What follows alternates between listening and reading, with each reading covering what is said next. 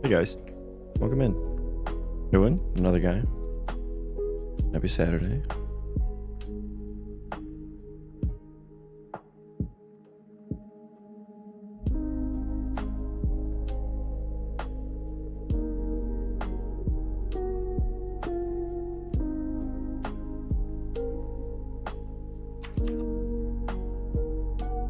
Okay. More building system stuff today. I was thinking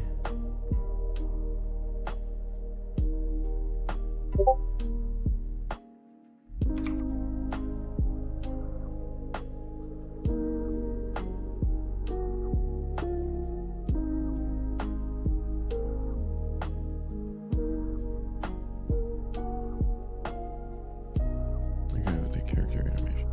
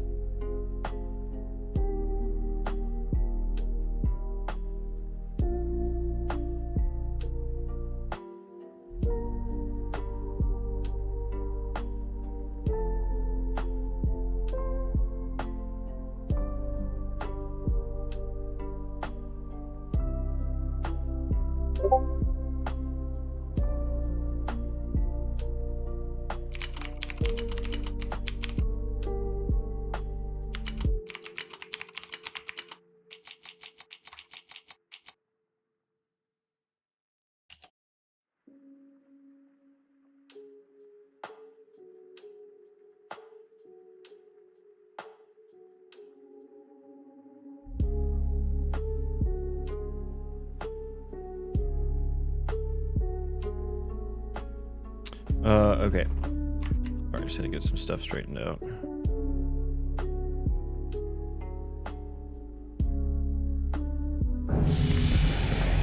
What am I coding for? A game I'm working on. Working on the building system today.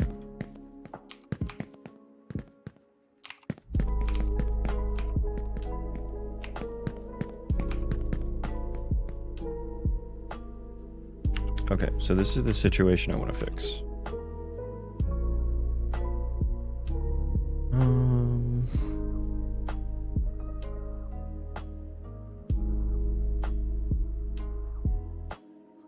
And that's this situation, right? Yeah.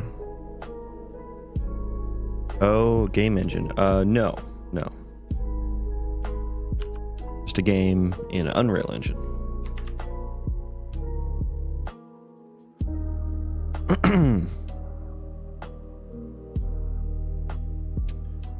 And what happened when I did this? Did that change? Because I just commented that out, so I don't know if that actually changed anything.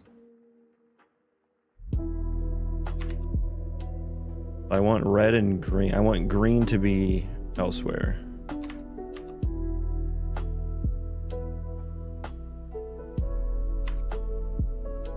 That would be socket location B. Building entity A, attach transform.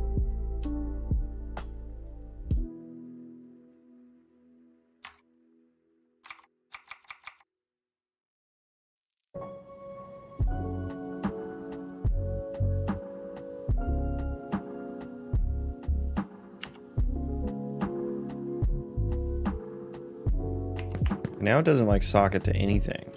Why? Why are you not socketing to anything?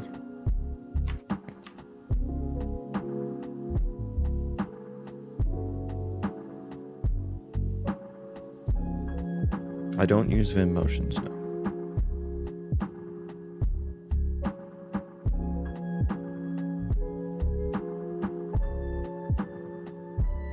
So this function is not the issue at this point. Why isn't it? I was just logging the first ones. Let's do this then as well. Let's also do not 120. Okay, 20, like 17 or some shit. Cyan and emerald.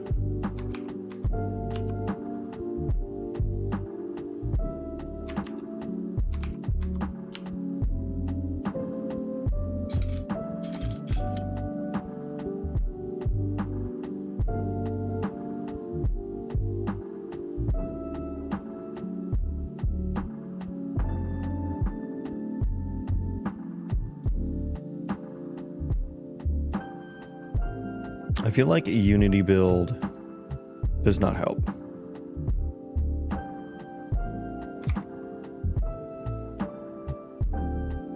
I had it set to false for a while, and I felt like that was faster. I was just going purely off vibes, though.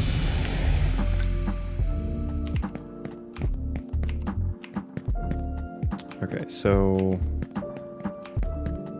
this is sort of... Okay, it is snapping to things now. It's only snapping on one side. Why are you only snapping on one side now?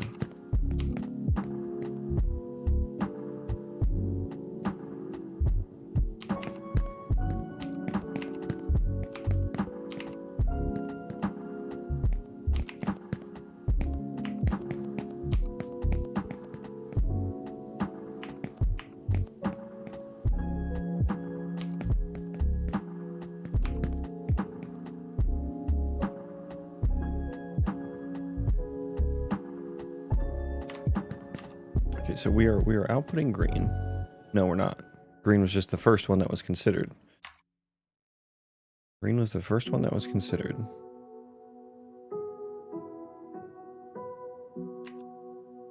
Is it green or... Wait, is that green or emerald? Oh, emerald is so hard to see.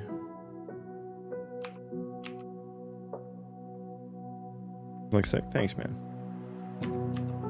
Appreciate it. Appreciate you. Okay, so what am I doing? Get attached sockets for building. What am I doing with this? I want to rewrite some of this in C++.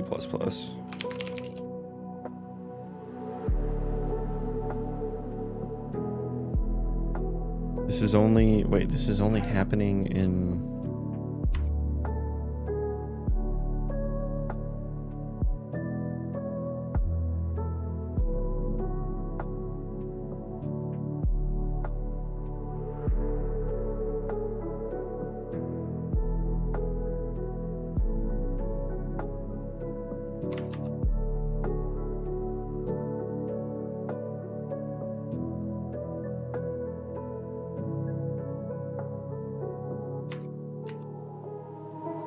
Draconin, welcome in. Highlight my message, welcome. A nice purple background you put on my emote.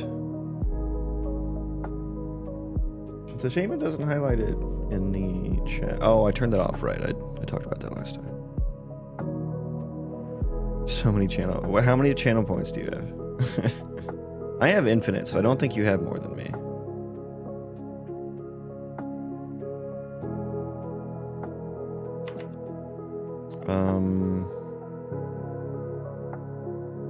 Building process.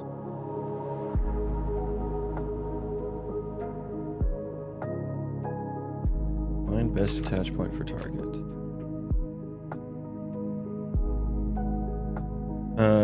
Okay, so it's this one, right? Almost 150K.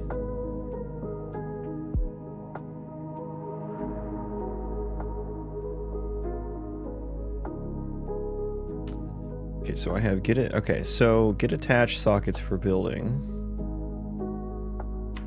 Only runs.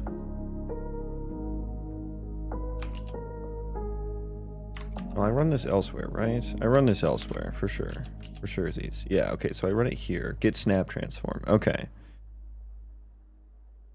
And then I return A.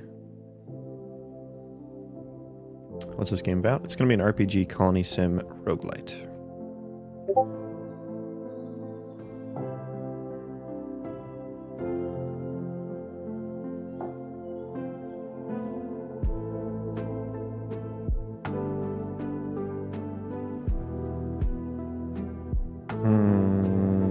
Okay, so let's get snap transform.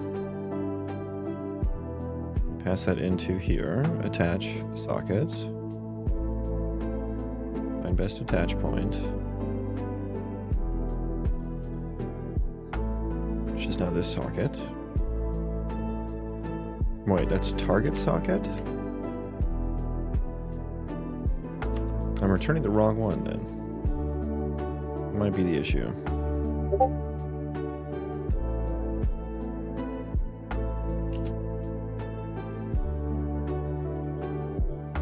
It might be the issue. Wait, why would I be closest socket? Yeah, this should be target socket. Okay, that might have been where I went wrong.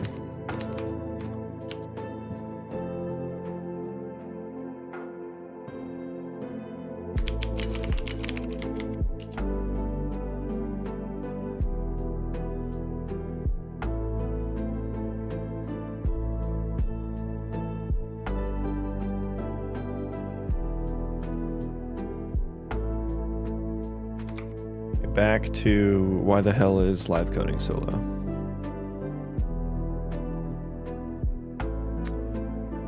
Yeah, this guy's saying exactly what I thought.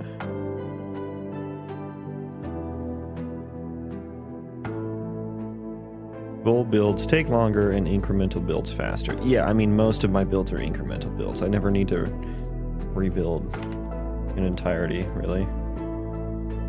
I did, so my vibes were right. My vibes were right. Okay, so now, okay.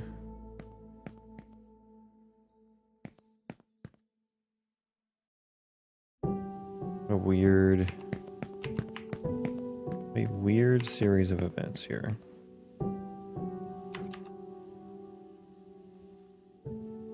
What a weird series of events.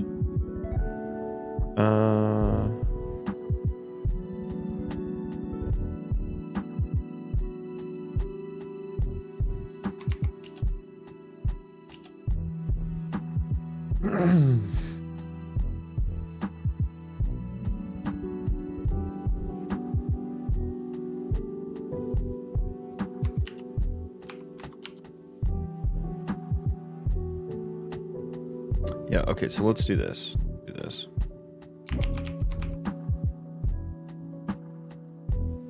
Rebuild.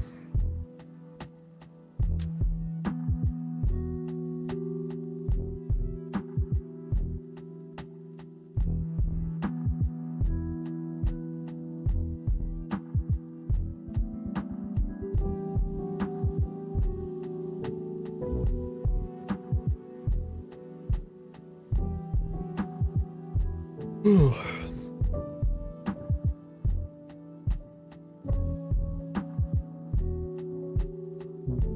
260 actions, oh god, yeah. I mean, that seems like it's going faster per action, though. Doesn't it? I don't know. I don't know how close you guys pay attention to my compile time. That seems faster.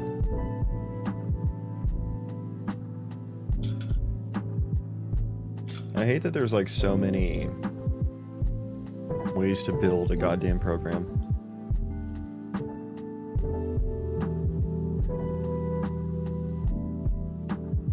Where's Todd Howard when you need him? I need a it just works type solution.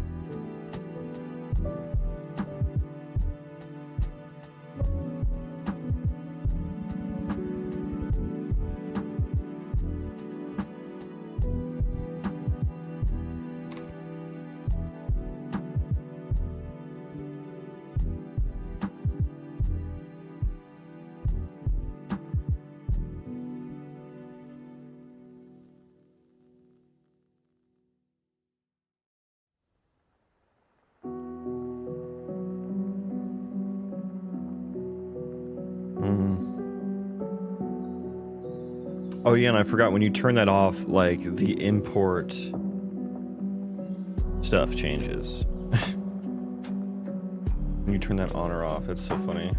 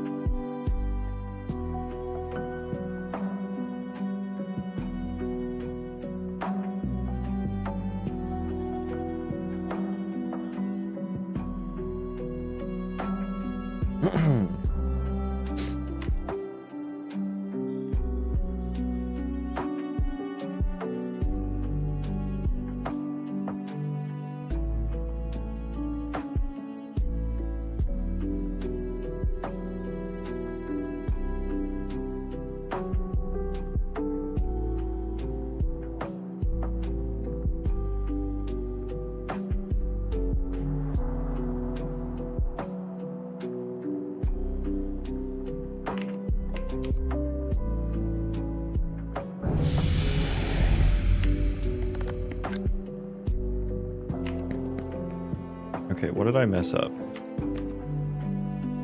Was it changing it to target socket?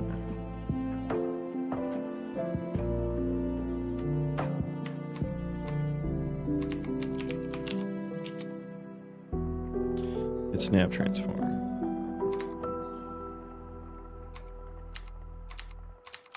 That was the change, right? Let's see how fast live coding is now. It was taking like 30 to 40 seconds before. 9 seconds without Unity. Yeah, I'm thinking I'll take that. I'm thinking, okay, so building socket, the placement building socket returning there is what we want. I just call it target socket in blueprints. Why did I do that? Did I fuck up my find best attach point logic?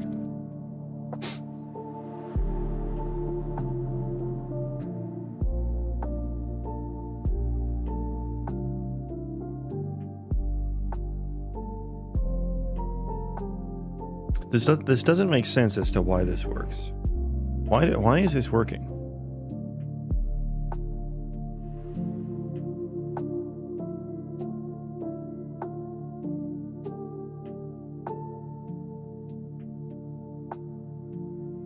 Why is this working the way that it is?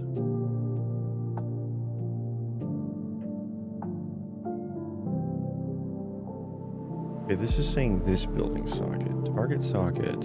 Wait. New placement building socket. Okay, so yeah, that.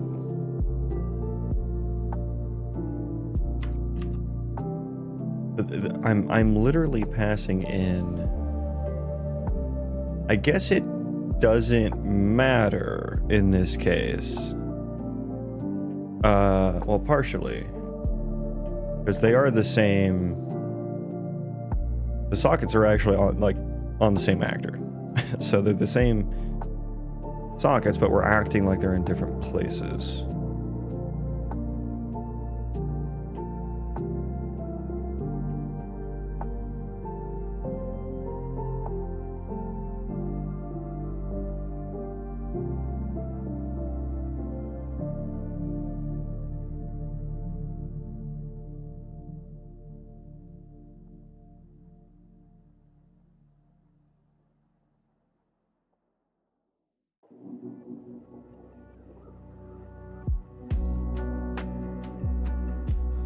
Building A to building B, socket A, socket B, 0 vector.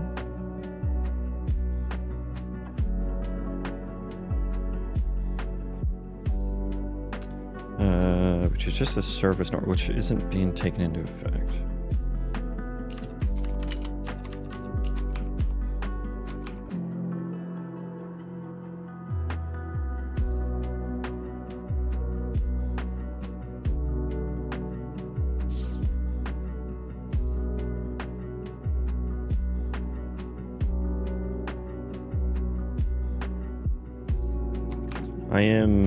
I am confused.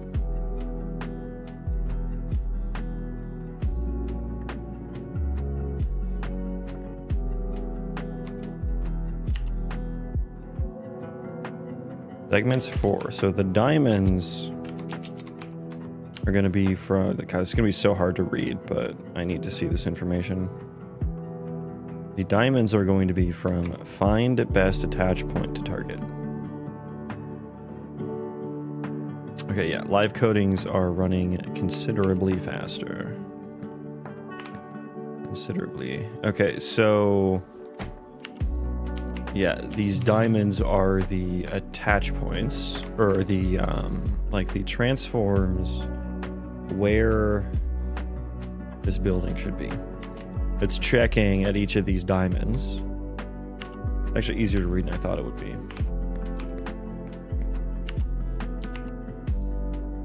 It's only checking. Okay, yeah, so all of those would be invalid. Those 4 diamonds would be invalid, but it's because we're only checking there, and that's it. I'm getting the rights cyan and blue. Yeah, so that's the placement building socket. And because I'm not checking invalid collision here, the first one gets returned, which does happen to be an invalid collision. But if I do check invalid collision,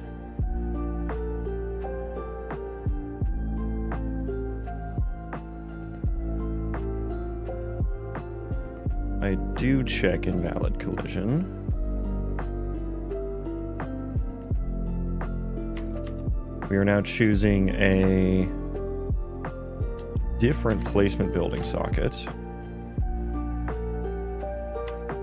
We're getting further there. Let me...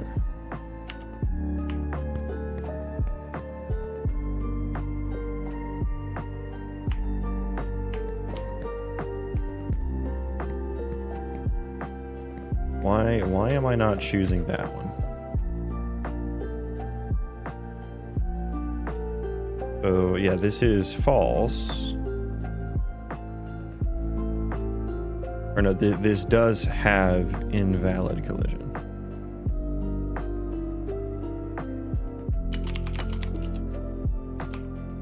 I guess let's draw a debug. We'll do a box. Actually, no, just do a sphere. Box is kind of annoying to draw. Red. This one will be segments 4. No, segments 10. Radius 30. So I can see all of the wrong... Well, no. I want attached transform.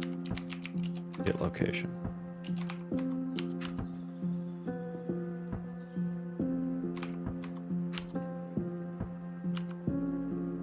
I want to see where it's trying to place this. Where are these invalid collision?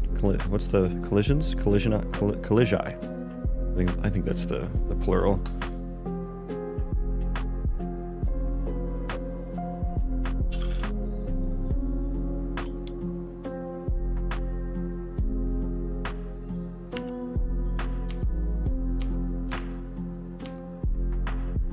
Yeah, that doesn't seem right. I'm trying to place it here, like the center of, like this green, where that green is, it was trying to place it there. It should be trying to place it here. I feel like this transform may not be correct here. Get socketed transform. So I use it here. Target building, target socket, hit surface normal. There's no way surface normal has anything to do with this. It's gotta be sockets here.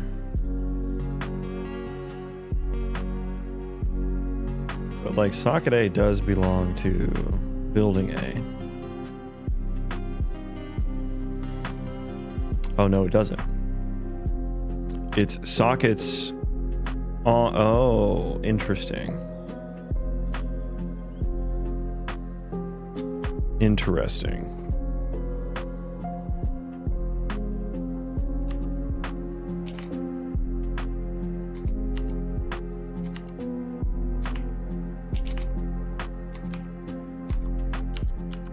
Let's try that. It's confusing because you're getting the sockets on building A for building B. So I think the naming confused me there. Okay, nothing changed. That's not exactly what I wanted to see. Okay, that didn't help. that made zero difference.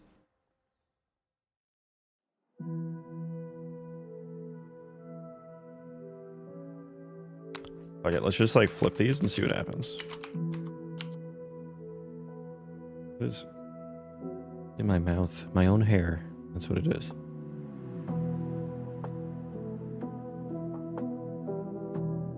God, oh, that's so much better. Like the amount of time I must have wasted. That looks good. Wow. Crazy.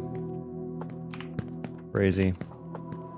Okay, so now we're checking for invalid collision on both.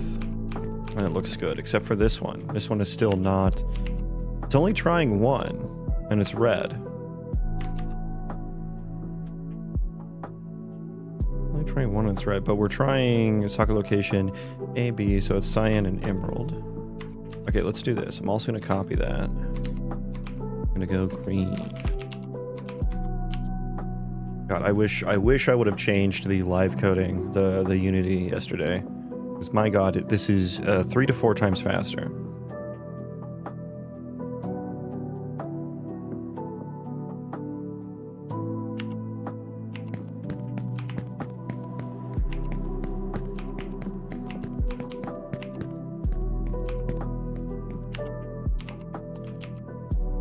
But why the hell is green over there? What? That don't make no sense.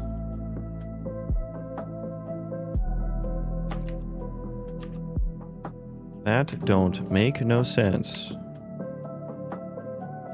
That's not even where it's at.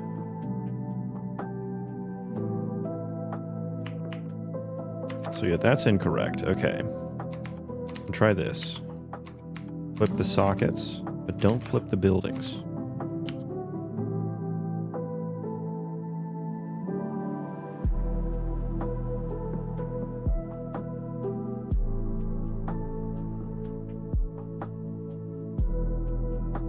All right. Now we're talking. Oh, is that it? I think that's it. Oh, I think that's it. Immediately, like, shifts down. Oh, it's beautiful. Okay. Oh, look how easy it is. Oh, it's all flowing like butter. Is that it? Okay, so why did that fix it? You know, great that we found the solution. That's great news. Good news, everyone. I need that soundbite, too. I did get this one in. All right, then. Keep your secrets. I love that one. I need a good news, everyone. I don't know. Am I going to use it that much? Good news, everyone. Good news, everyone. Yeah. A little Futurama. Okay, but why does this work? So I think I'm actually naming these variables wrong on this function. Because I don't even pass them in correctly. Is this, this isn't even the placement building socket. Or no. No, the target socket is not the placement building socket. No, the target socket is... God damn it. I'm already... I can't even say it. I'm so confused. Oh, dear. Now, I could just leave this as is. Because it works. And I can just pray that I never need to change it ever again. Or ever look at the code. Or I could try to rename these variables such that it describes and then also probably comment these functions, because they have a lot of nuance, these few functions do, the socketing functions. I probably need to document them. Zylar, welcome.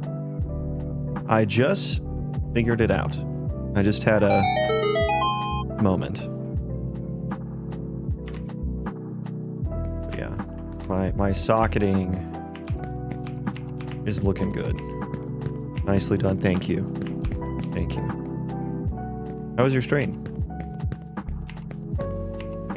I wasn't paying attention. So what were you working on? Actually, I saw you. You were vibe designing. I did see that a little bit.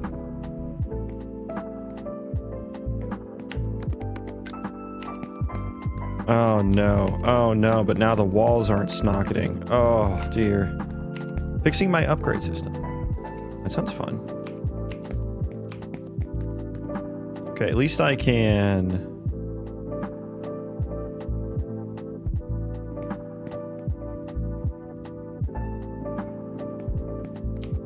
Okay, walls can snock it into walls, but walls have stopped being able to snock it into the snozzberries. And so has everything. Everything apparently cannot snock it anymore. Fixed the bug and found another one. So it goes. Okay. Yeah.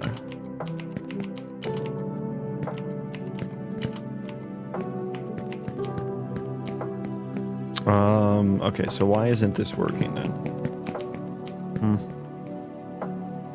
I wonder if I build it. No, still doesn't want to socket. Okay. Okay. New bug. Okay, but I did want to like rename these. Although this new bug. This new bug, I don't know, is it related to this? I guess I can easily check that by turning this off, which means I also need to turn that off.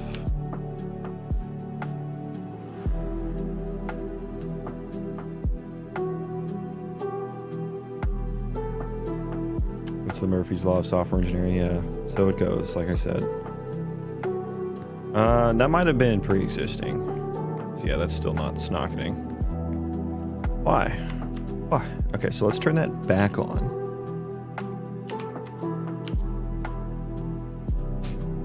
It might just be... I don't know. I don't know. Okay, so where are our...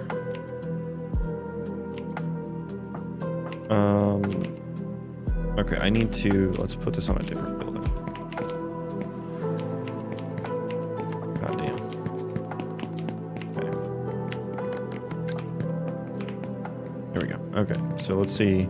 We have... Jesus, this is all wrong. Yeah, I think swapping the snockets... Let me swap the snockets back. It was not there. Here. Let me see if that fixed it.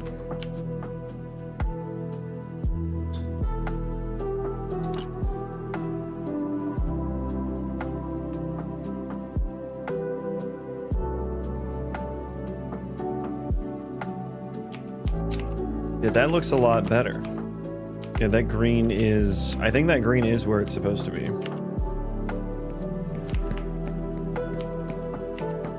Well, sort of. It's more closer. It is more closer to where it needs to be.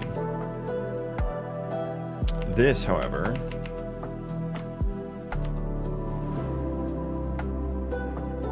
Those are not in the correct location.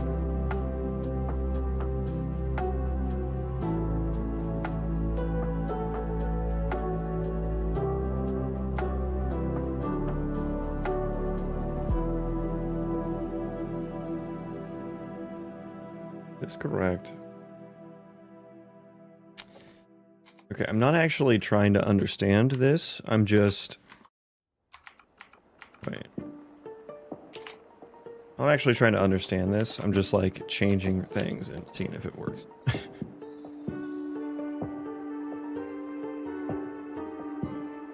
I'm just changing things that look like they might be off. I'm vibe debugging. That does look like a more correct position as well. Well, you're supposed to be...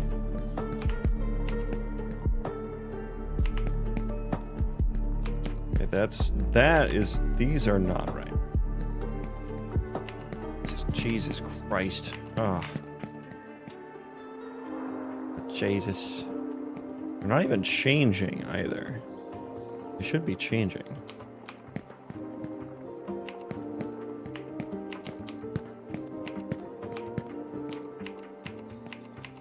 Now, what is the collision on this camera? It's like way too much. Okay, so first of all, Jesus Christ, man.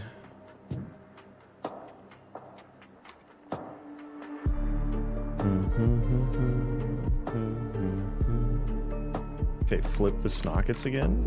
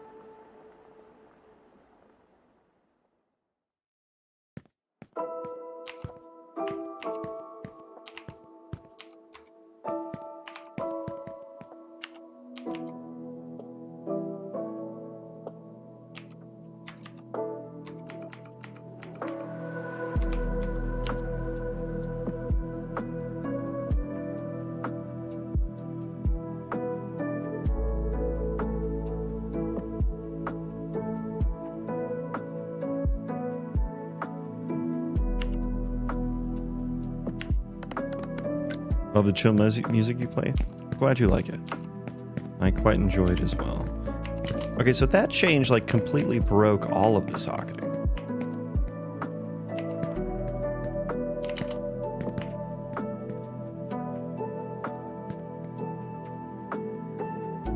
But are you a fucking... Are you an OpenAI rep right now? I'm sorry, but LLMs are lame. They're super lame. I miss when AI was cool. Back when it was like narrow machine learning modules that like could detect cancer before humans and you know, were eating chess and stuff like that. And not like, hey, just do everything for me. Fucking lame, dude. It's so lame that I didn't even want to read your entire message.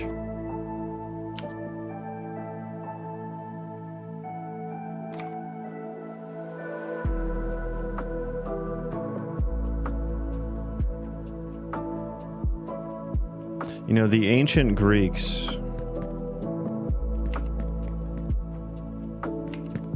The ancient Greek philosophers used to think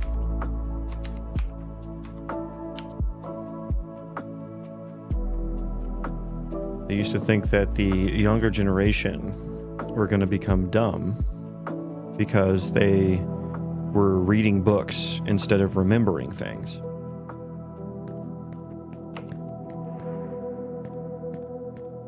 And look how far we've come. Like, yeah, why would you do anything when you can just have AI do it? And you don't even need to prompt it anymore. It can just know. Like, dude, why would I live at that point? Like, look out of here with that, man. It's tiring. I'm tired, boss.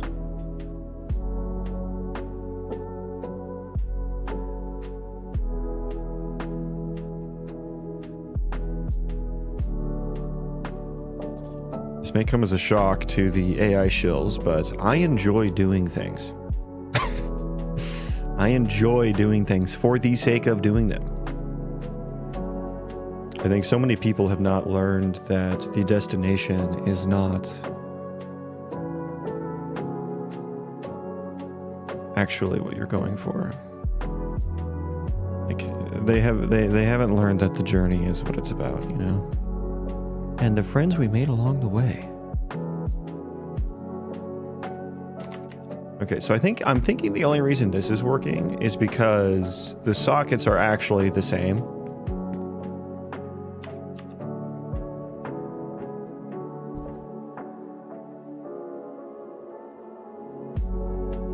What if AI could wipe my ass?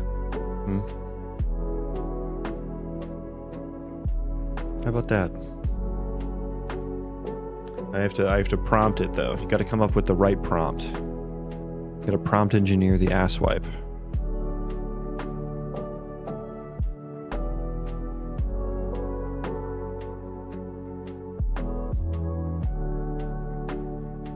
Yeah, I have some shit backwards, but it's really hard to tell where. So I'm gonna have to actually dig deep here. I actually have to dig deep here. Hang on, my dog can't get up on the bed. One sec.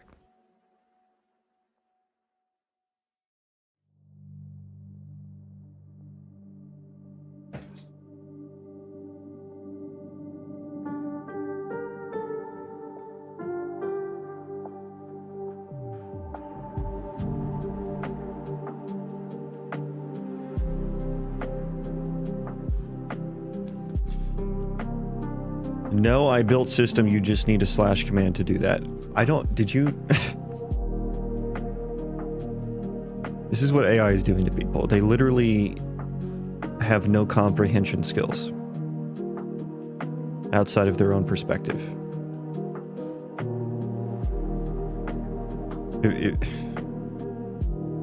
Yes, I got what you said. You don't like AI as I see you code very well. I didn't even mention coding. I mean, that's part of it, but like, I don't think you actually understood. It's going to destroy society, honestly. Like, I've begun...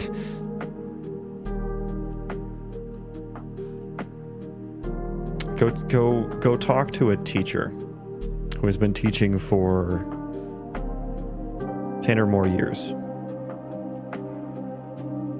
Go find someone who is a teacher. You'll understand, hopefully, after talking to them.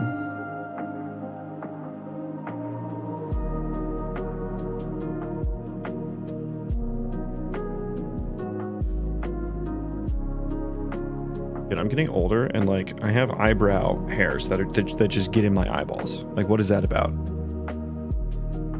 That never happened. Like, why are my eyebrows getting out of control now? I don't like that. Someone needs to submit a bug fix on that, please.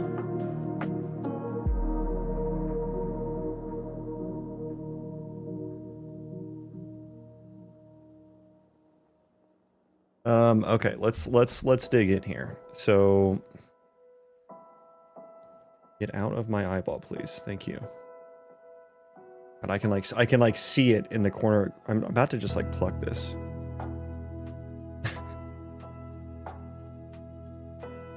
Dude, holy shit.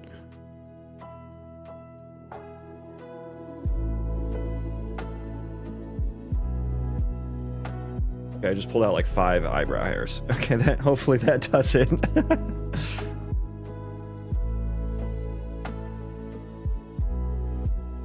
Who does the PR for that? Whatever gene editing AI fucking we get in the future, I guess. I don't know. The PR is by Tweezers. Okay, let me recap the flow of events here. So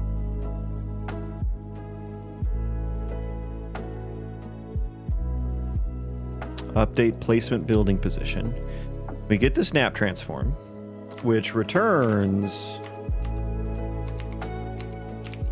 the placement building socket.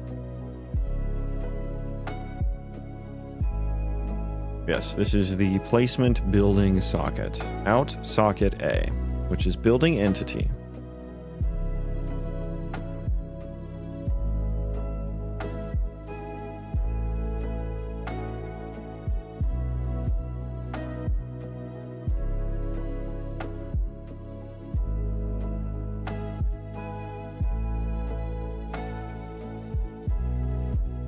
So get attached sockets for building. Out socket A. I think these are being output backwards. So sockets A is building A. Well, no, this is right. This is right. Teachers are not that much aware of AI in terms of destroying them. Well, the point is that technology, these like algorithms, you know, these devices, screen time, AI, all of it is like destroying children's ability to focus and learn. And if you talk to a teacher who has been teaching for more than 10 years, will likely tell you, I'm sure this is true to varying extents across the world, but they will tell you that it is alarming how much worse students are. Like, not even just intellectually, but like behaviorally as well. Like, they have no self-control compared to 10 years ago.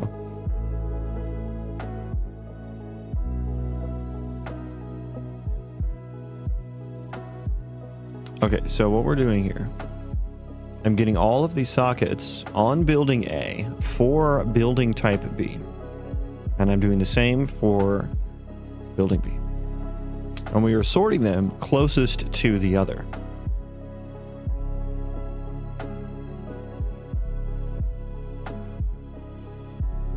Relative to transform. Yes, closest to location, the one that is passed in.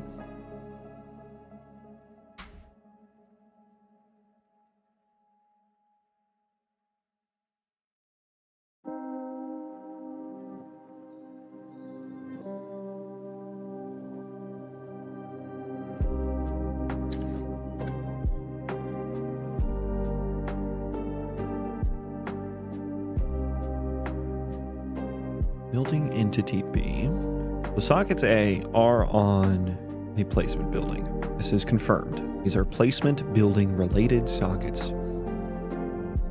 I think this needs to be building entity A. Get composed transform or building entity. It's the socket relative transform. Yeah, I think this needs to be switched. I'm saying this is on building A, this is on building B. Oh, and the only reason I'm doing that is for like debugging. So that doesn't even really matter that much. Oh no, it does. It does. Because I use the. Oh no, it doesn't. It does not. It does not. Okay, let's put that back to where it should be.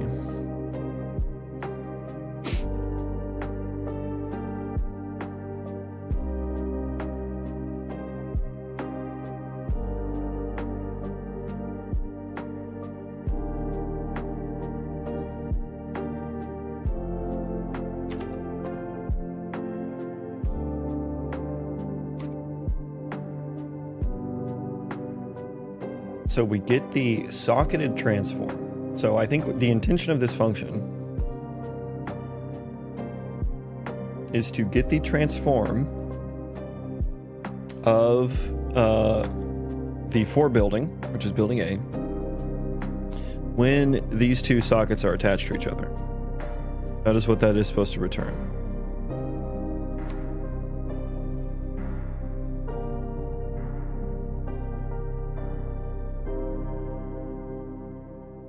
And I see no reason why it wouldn't do that.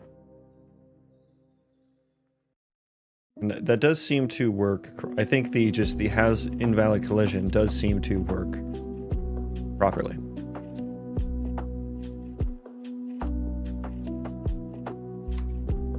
So let's look at get socketed transform. This one I'm not so sure is working properly. Or building transform. Or building.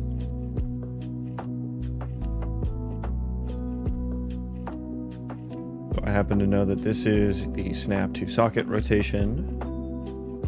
To target building, that looks good. Target socket. Now the target socket, yeah, we have two sockets here.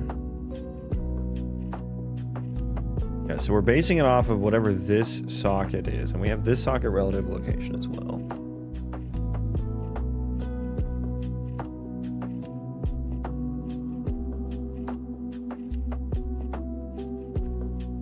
Target socket get composed transform with the two target building. So I should have, yeah, we should have the target socket transform.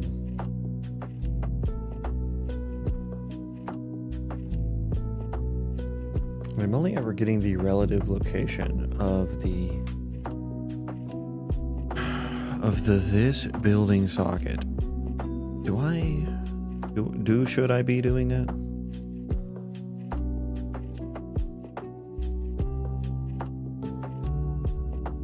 I think what I should do here, let's do this. So let's do a draw debug box. Then maybe I even need to make a function for this, because I think I do this elsewhere.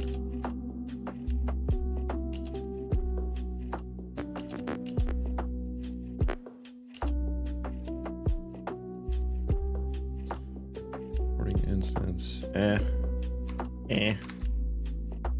We'll just copy pasta. Copy pasta. There we go. Okay, so there. Or we can make it orange. Sure, make it orange. And supporting building, get building extent. So this should be for building A. We want to get the attached transform location. How can I get something? Pocket B, sure. That's extent. We can just do extent. The building extent is not. Oh, it's the owner. Building A.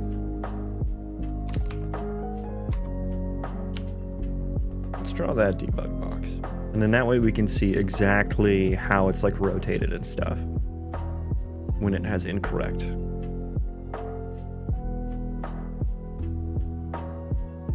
And then maybe we also do that here with green.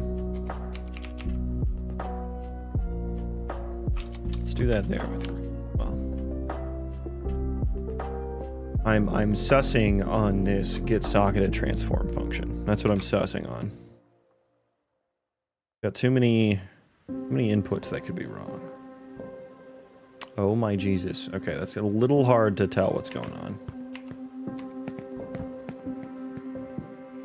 It's only working on two sides. Okay, now interesting. So I'm saying this is good, but we're eventually putting it over here.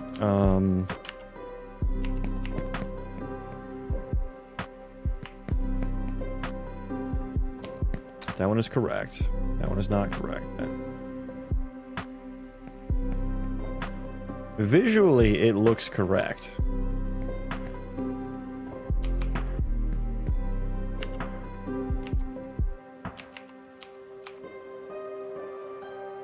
Like, this is supposed to be targeted right there. Or rather, these should be right there. So emerald and green.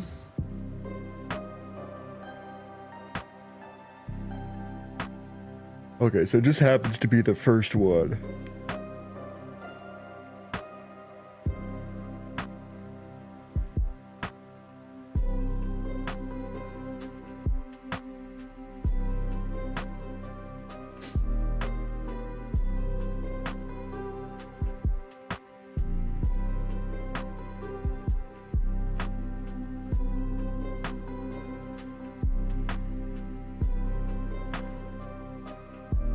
This is interesting because, like,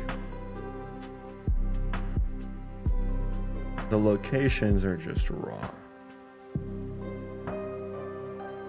And this doesn't make sense to me.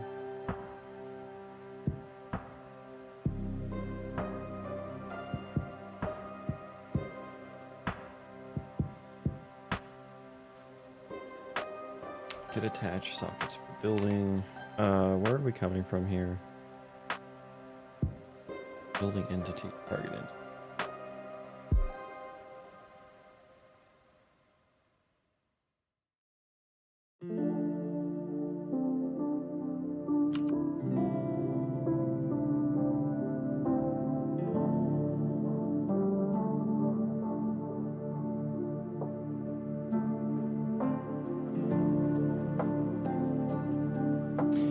Why is it? It feels like I'm passing in like the wrong entities here.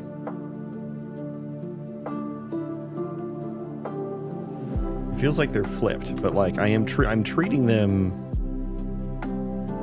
in theory correctly.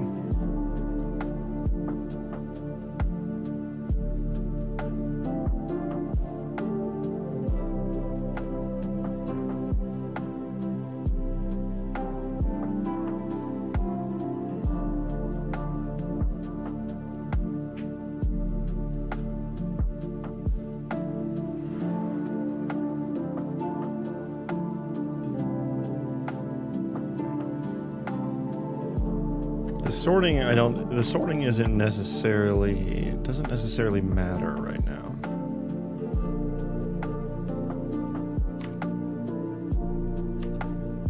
I mean, maybe it does though. Maybe it does, because it is returning the first one, which should be closest to location. We should like have a location.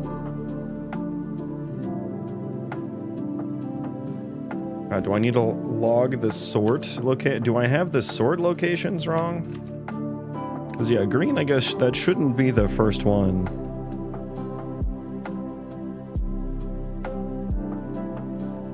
That shouldn't be the first one that shows.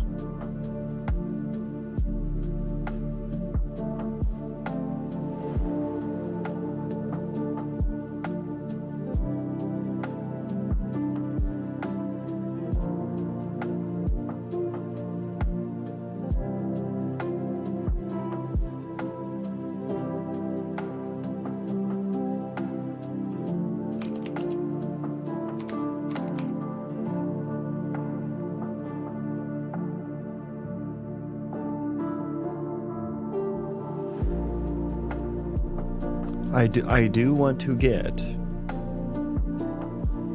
I want to get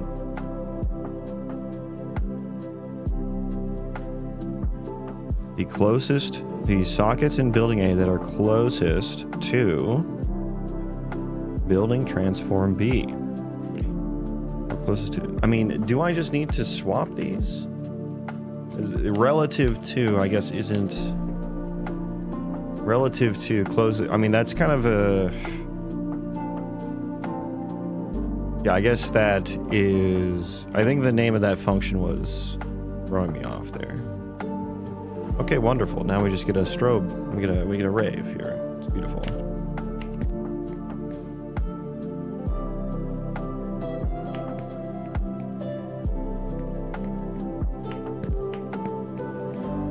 Okay, so green actually is correct now. That little green guy, he's correct. Programming language, this is Unreal Engine and C++.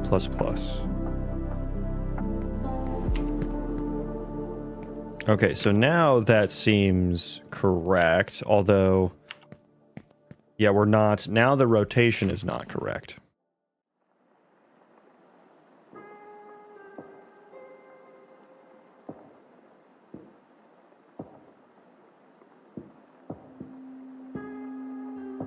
Because this orange here should be rotated elsewise.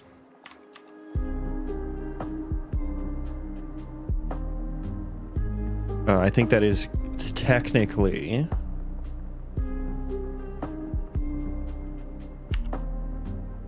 And then yeah, I don't know what's going on there. Yeah, I think it's, yeah, because we're going relative to, yeah, this is weird. This is weird. Let me destroy all these.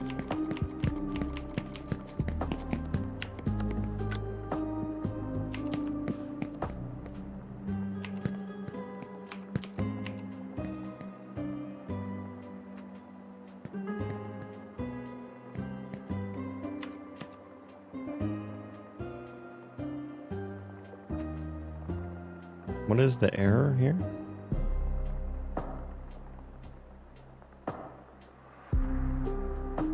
What are you talking about, brother? That's not right.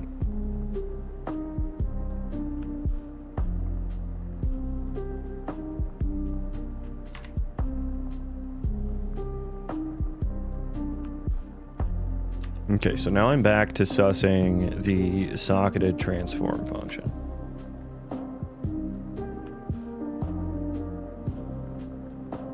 But also,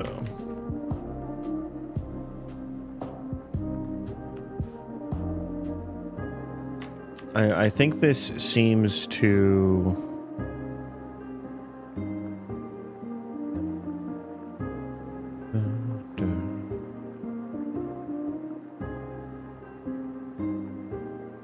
closest to location. Building transform A is the placement building, which is moving, which means that this is going to be like a kind of non-deterministic scenario. I don't know if that's the right term there to describe what I'm thinking of, but it means like wherever the placement building is, input into this function is going to potentially change the output. And I don't want that. So I may need to act like... I should take the rotation into account though, because I do want to be able to rotate it in place while it's socketed. So we will need to take the input rotation, I believe.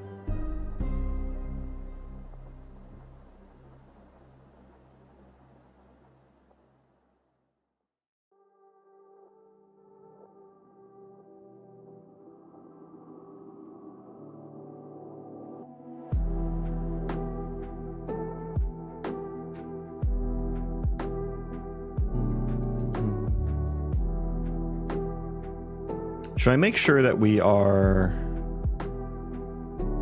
Let's make sure...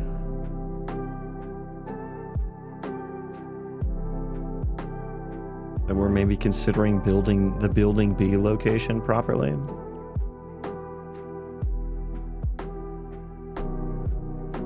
I mean, there's no way that wouldn't be. There's no way that wouldn't be. Also, what is building transform A? Does it even have a fucking transform? Okay, yeah, it does. I don't know where I update that. Oh, I call the set transform. I call that every frame. Yeah, I update that every frame. What if we just acted like building A is at 0, 0? What happens? Let's act.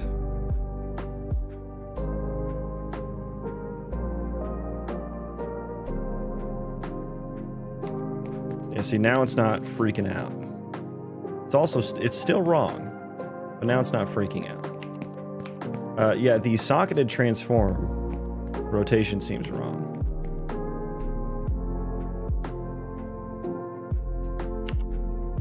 Okay, so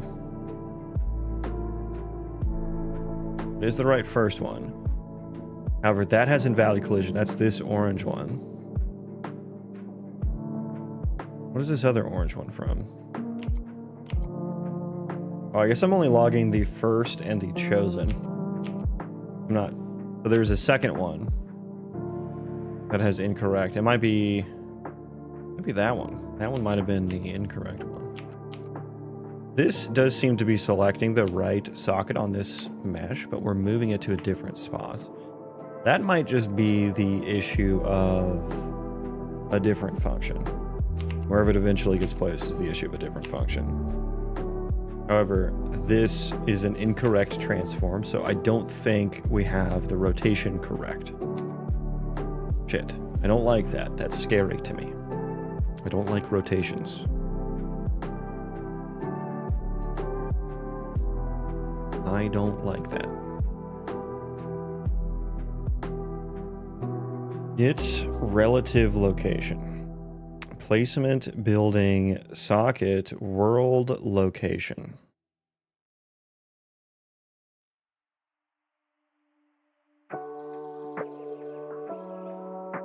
So we get the rotation first.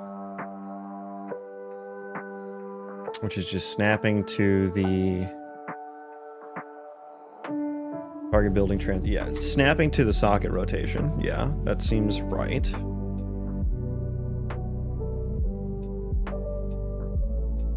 Placement building socket world location. I don't think I'm taking into account the socket location here.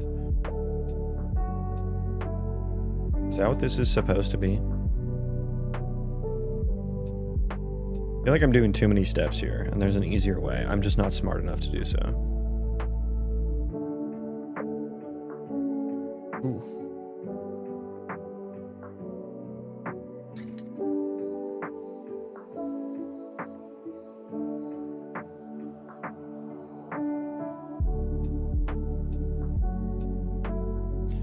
Or building transform dot get location. I think I need to add this building socket dot relative location or something, right? Look at that cute coffee drink. It's a +5 int buff, so that's why I drank it. Morning Odd. You want to help me with rotational math?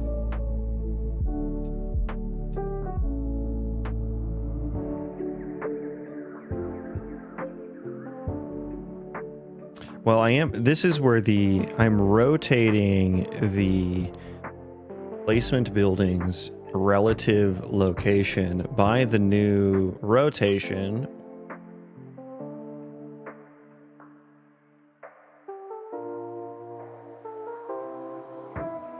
Affine transformation matrices is all I know.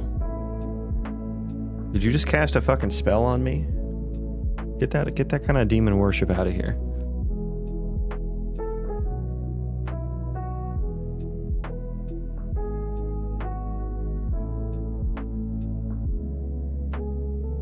Placement buildings. I mean, I guess let's fucking draw debug. Fuck it.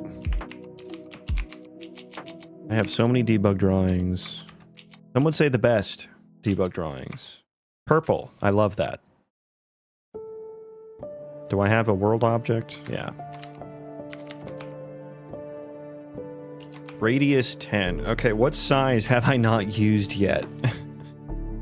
Let's go somewhere between 4 and 10 segments. 8. Sounds good. Radius, I don't want this to overlap with other things. I guess, can we make it small? Can we make it small? It's gonna be like 8. I'm gonna do 8. This is apparently the placement building's world location. So we're gonna see this pop up a lot. The placement building sockets, world location. So for each socket, this should show, allegedly. Okay. I am seeing the purples. Okay. Okay.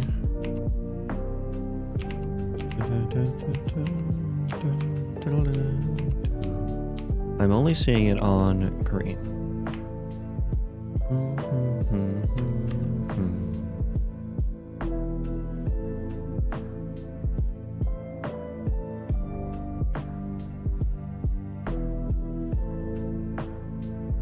I was expecting to also see it on the orange boxes. Actually, I'm not even seeing it on the green box. I am seeing it on the where it's eventually placed, which I guess makes sense. If this is wrong, yeah. Or building, yeah, so the building transform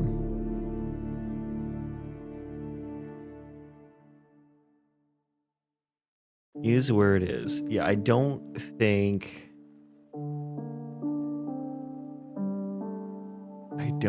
I want to get the building transform location.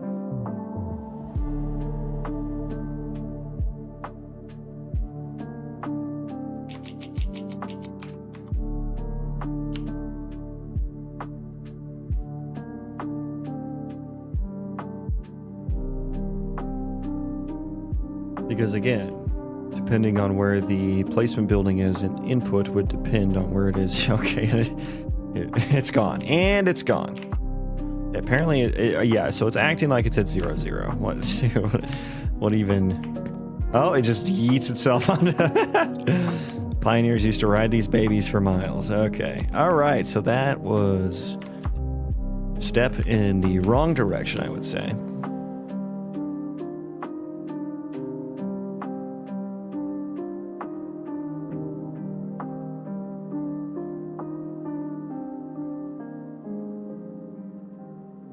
Beep boop boop boop. Beep boop boop boop.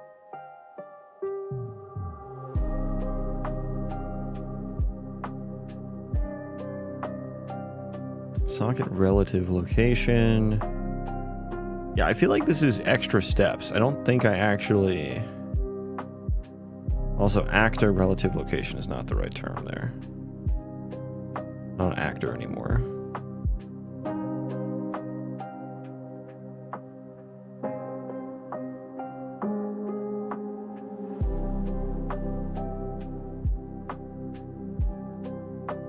Okay, so purpose of this function is to get the location of for building as if this building socket and target socket were connected to each other.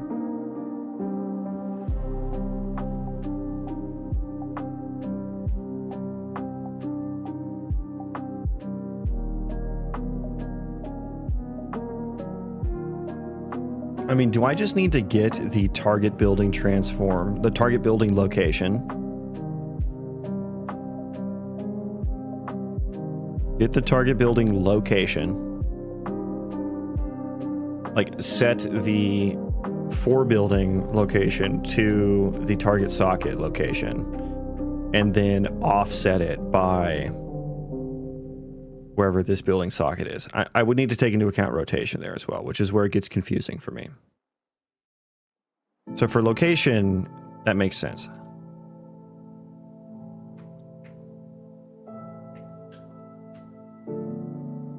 Cute coffee drink use.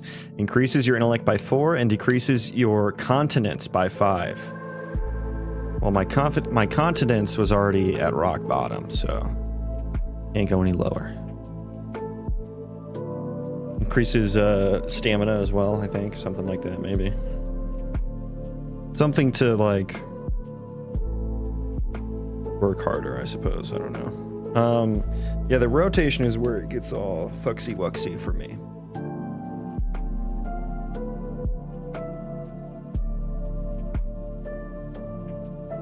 Because I have to rotate the socket together. So I need the... I don't know how to do that. Like, I don't know what... Is it just subtracting the two relative rotations? Does rotation relative even matter? This is the foundation of your base building? Yeah, and I had it, like, working before. Like, earlier in the stream, we got it working what I thought was perfectly. But then I went to go snap other building types together, and it turned out that it was wrong. I think the only reason it was working was because I was attaching two of the same building together. And somewhere I had some stuff incorrect, where it just gets extra complicated because the individual buildings are instances now instead of actors. So, yeah. I have to use, like, relative locations for sockets and stuff like that. I have, like, a base static mesh component just in the viewport for each. Hello, please? Can I use the editor keybinds? Thank you.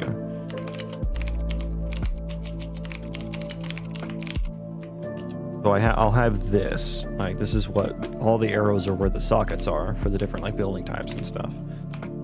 And then I have, like, these supports and stuff. And so for everything that you see here, I have to get the relative locations and rotations of these and change them, act like they are where the instance transform is. So that just, like, adds another layer of complexity, which is great. I love that for me.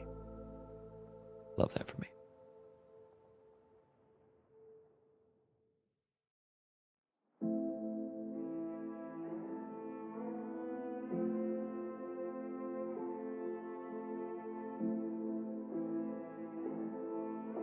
Okay, so if I grab...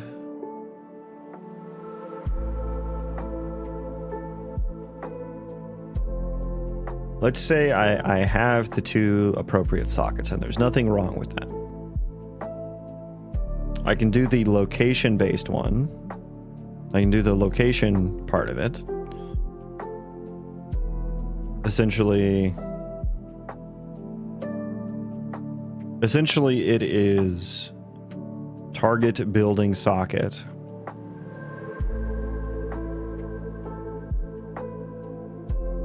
Would it just be plus placement building relative socket? I'm just gonna comment. Let's just comment that out.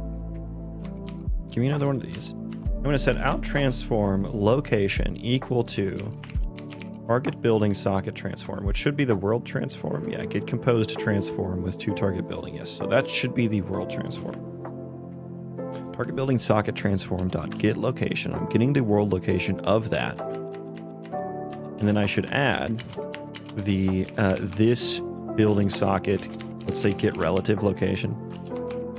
Let's just try that. Let's see what happens there.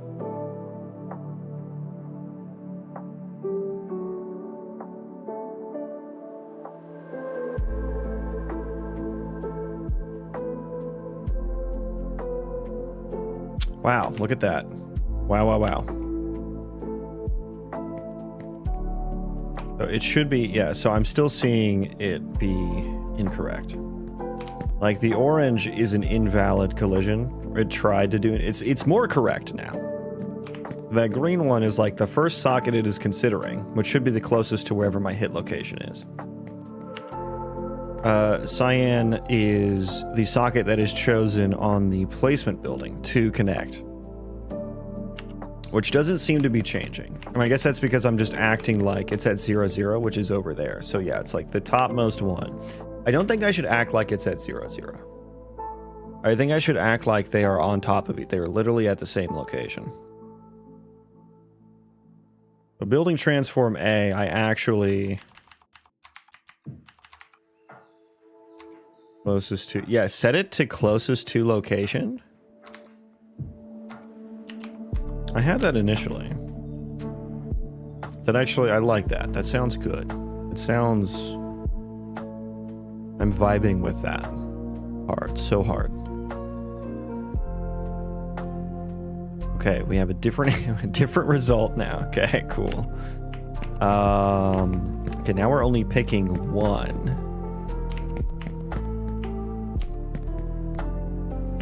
Okay. Okay. So this to me means that I'm not adjusting the rotation. That's why it's only working on one side. Building transform. Okay, so let's do this. Let's act like the rotation is there.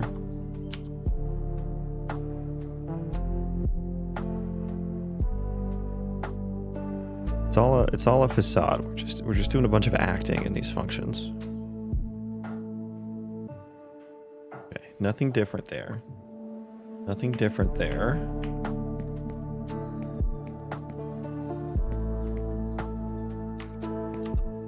But let me check the... So this now doesn't really take it. So let me just see... Let's go back to what it was at. And let's just see what happens. Let's just see what happens. Ruben, welcome in.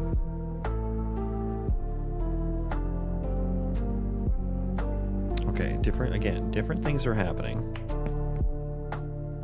Yeah, that's not correct, because like green is not where it ends up, so that's not like correct. Well, I think this is actually more correct. The rotation is just not correct. Like I can see, like that is, yeah, okay. So I think whatever is attaching it there is wrong, which is a different function. Like it is not rotating this attach. It's not I'm not returning the right attach rotation. I need the rotation.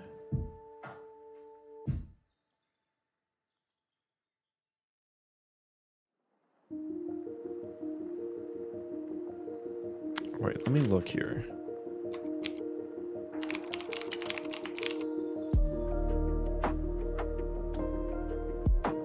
Should only be 4.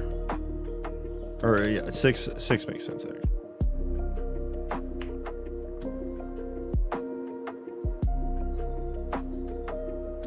And there's like stairs, right?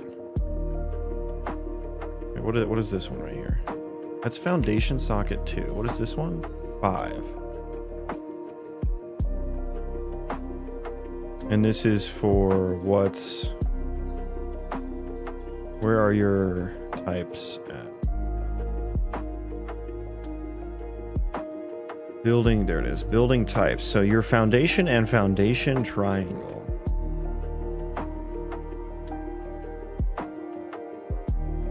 And then this is ramp. I think do I need to rotate that? Is that why? I also want to get into game coding. Any tips on what language is best? Start with an engine, not a language.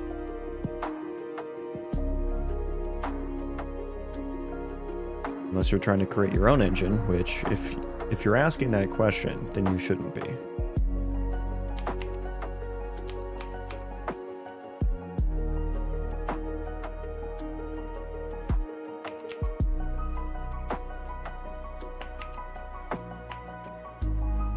I feel like I might have done that because it made my math work.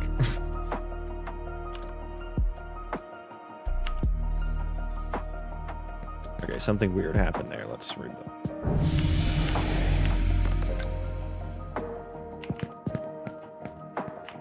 See, now that looks a lot more correct. But whatever is attaching is not. Hi, can I help you? Making my way downtown. So now the green box looks correct, but now we're not.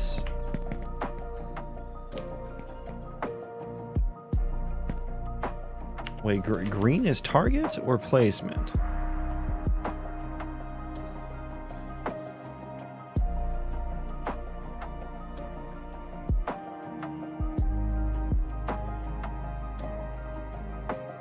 Green is the target socket. So the socket location A. Get composed train. Okay, so yeah, that is going to be weird. So now I have to, I think I need to use this building transform that I've like made up out of thin air. Love your work. Thank you, man. Appreciate that. He just slides off into the sunset. Yeah. Just all hips, just all.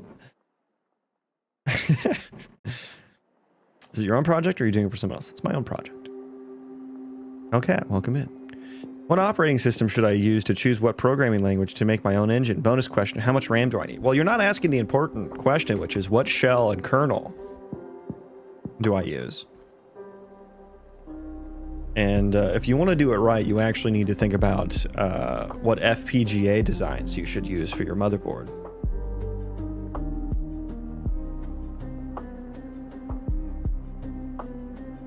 What beach should you get the sand from? We can go further. We can go further. Just when I thought I took it farther, but no, odd one upped me. What beach should you get the sand from to create your silicon? Keep watching lives, like your work, really? Yeah, well, I appreciate you hanging out with me. Oh god, it's fucking funny. Okay, so building transform A. I forget which order I'm supposed to do the transforms in. Yeah, okay, so I need to do the sockets relative transform.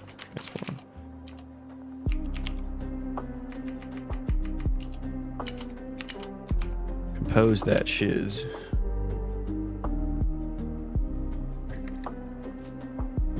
I think we also need to consider the moon's tidal phase. You know, like low tide, high tide. Is it waxing, waning?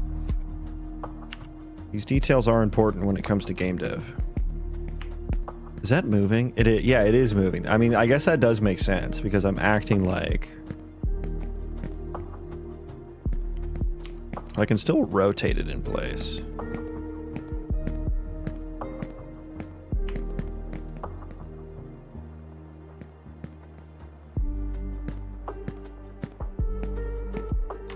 But I think I want to act like it's, for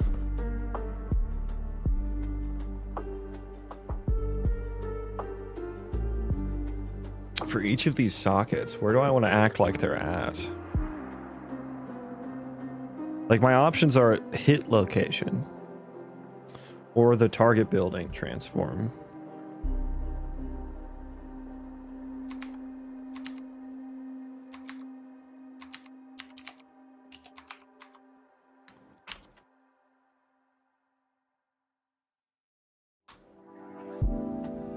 Am I the only one who doesn't, like, enjoy beaches?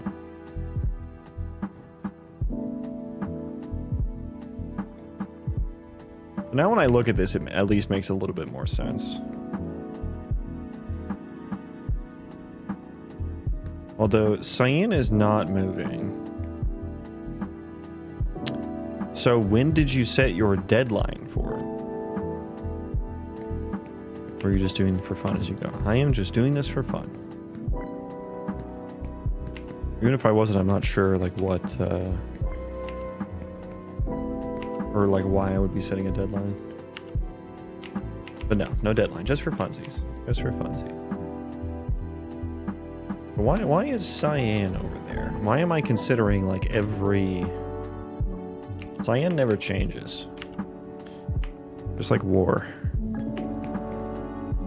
Just like war. I guess that makes sense. Does it? Does it make sense?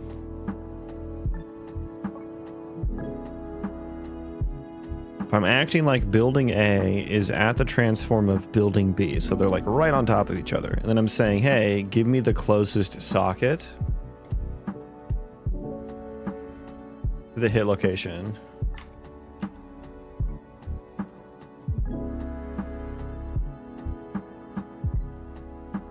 What airline company should I choose to get there?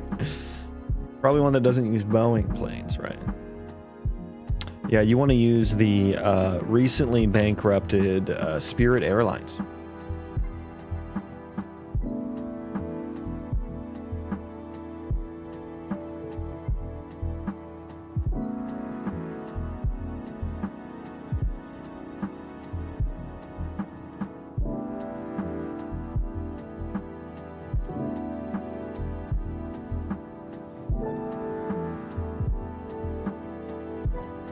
So if I rotate this, let me look at a rotatey boy here.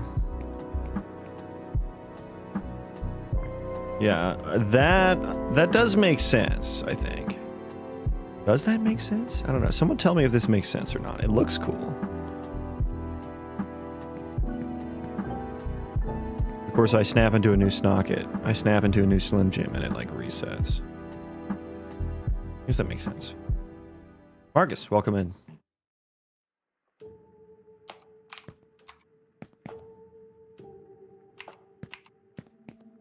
Oh, Cyan is just the first one, right? No, Cyan is the chosen one. You were the chosen one!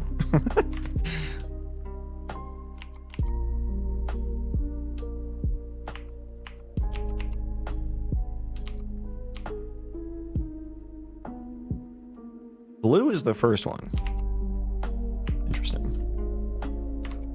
Interesting. Which seems like it should be the chosen one.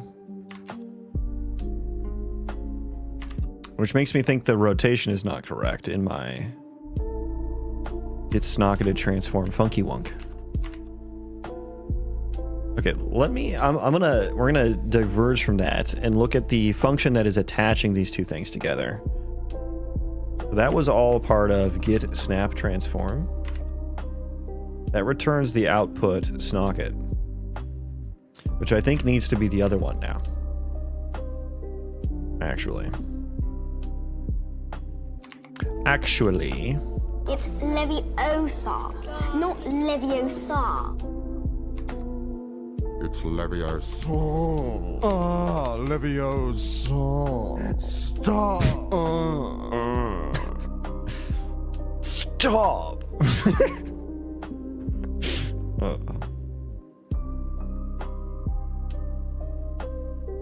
Fucking funny. Ooh, look at that. Ooh, look at that. Look at that. Oh yeah, it's all coming together. Oh yeah, we still got the, okay, now this isn't, yeah, no, that's not working.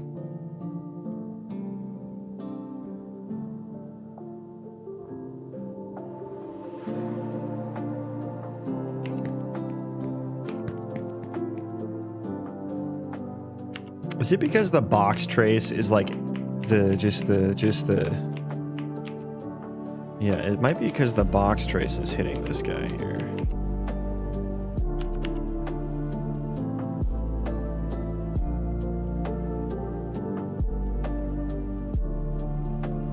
But why is that still on that one?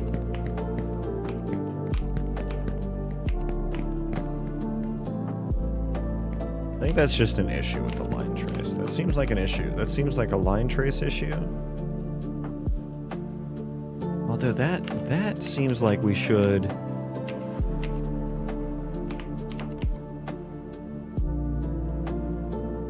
Let me look here.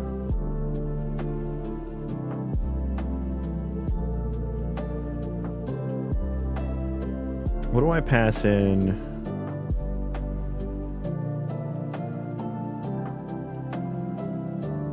I don't know why, but that just made me think about this moment. When I was we were in middle school. My science teacher was like ancient. He was like 80 years old. He was very old. Don't know if I mentioned that already. And he was very slow. And a very smart guy. But he would take a long time to kind of like in between sentences. And this is back in the day where you would the teacher would hand out papers for you to like work on and stuff, right? It may not happen anymore. But, you know, he was like talking about something and then he goes, I'm about to pass out. And we were all like, oh no, God, these papers. And we're like, oh God, oh, thank God. I just thought about that when I said, like, pass in, and then I had a pause afterwards. That was so fucking funny. We all talked about that afterwards. Like, dude, I was so scared. Like, he was gonna pass out.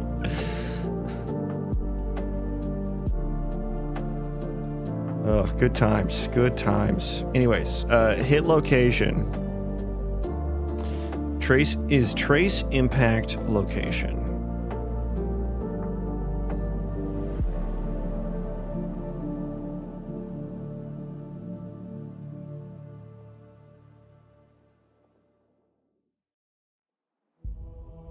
Have you tried spatial pruning for the problem that I'm on? What do you mean?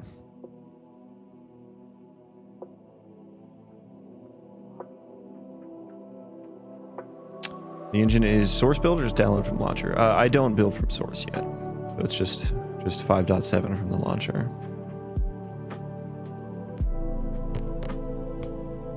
So yeah, I am. We're doing trace impact location. Yeah, so we're doing it by the line trace, which I'm not sure. We're tracing on visibility. We are tracing on visibility, and then I should be drawing that little arrow on it, right? I am, yeah. So the hit that I'm getting is like right fucking there. Or no, that's just the end. What language am I coding? It'll be C++. That is what Unreal Engine uses. Love your work. All the best for the future. Thank you, man. Appreciate it.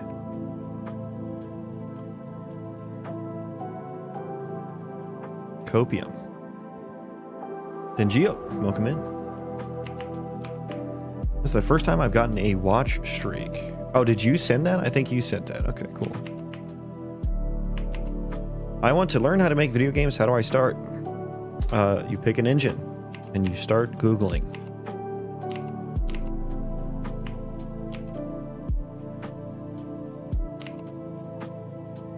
So we're just using the end result, which means I'm not getting a hit here. Yeah, we're just using the end there. So I'm not, this is not hitting anything in it. Fucking should be. Oh, it is here. Okay, so it does. Oh, no, it's not.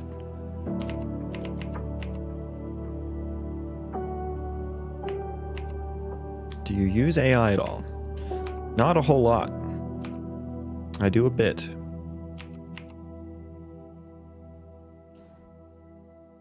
Maybe I'm understanding wrong. Are you trying to align buildings? I'm trying to get their sockets to snap together properly.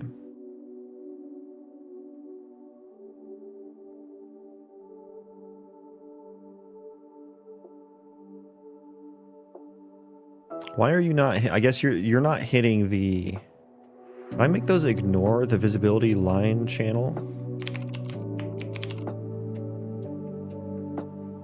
What are your collision settings?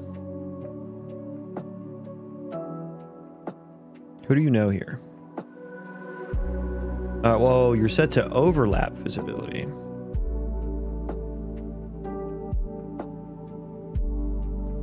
I think I did that on purpose.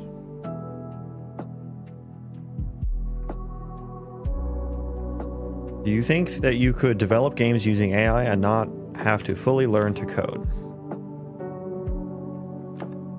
I think what you're actually asking is... I think what you're actually saying is... What's the easiest way for me to make a game? How do I do it without learning how to code? And if you have that mindset, I don't think you're going to be very successful in making a game because it's difficult. Like, there are going to be a lot of challenges you have to overcome. Can you use AI to help? Yeah. Yeah, you can. Can I make an entire game? Shitty ones, sure. There have been, you know, there's Primogen has done it. Quinn69 has done it as well. Like shitty 2D ones, yeah. You could slop code that. You don't have to learn how to code to make a game, though. Especially with Unreal Engine, it has blueprints, which is a visual scripting language, these are blueprints, right? You can use these to make a game. Have you seen the Roblox prompt game making? I mean, that's literally just Genie. I didn't look into that. I saw the video. Slop code, vibe code, love that. Thanks. Yeah, that just came. That my brain auto completed that. I meant vibe code, and I was thinking AI slop, and it just I slop coded that phrase as well. Yeah, did Roblox actually make their own model for that, or the first video was straight up Expedition 30, and another one looked like the Avatar thing.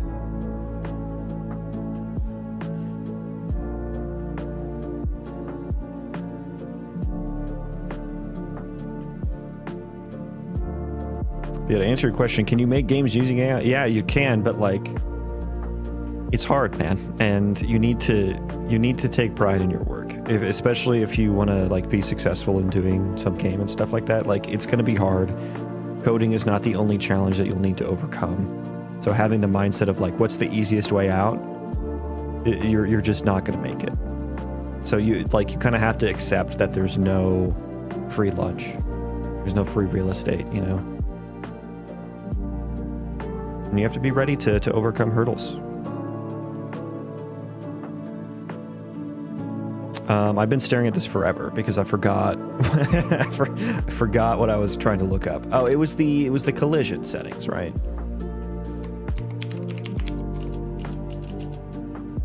Yeah, I recently changed this to respond overlap to all channels. That's the wrong one. This one, right. Yeah, I commented it out. Why did I do that? Why did I do that? Let's see.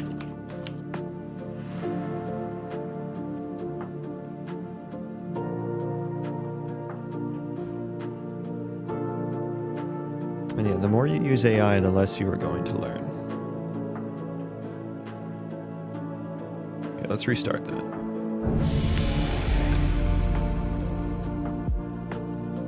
Okay, why are you just like okay, why are you entirely wrong now? What even happened? Okay, rebuild. There's free breakfast and real estate. We're just gonna visit on a really expensive house and they have things for you to eat. Do you think they'll let me in wearing my pajama pants?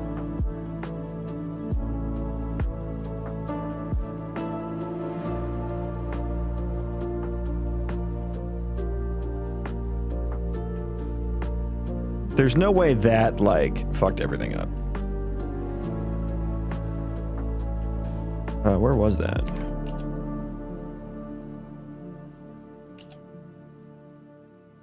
You look like the richest one there. Yeah, I was thinking it could either go it could go either way. Right? Like either you're like Jack Dorsey and you don't shave. What is going on? Oh, that's why I disabled it, because it's hitting itself. Congratulations, you hit yourself. Congratulations, you played yourself. That's why I turned it off. I forgot.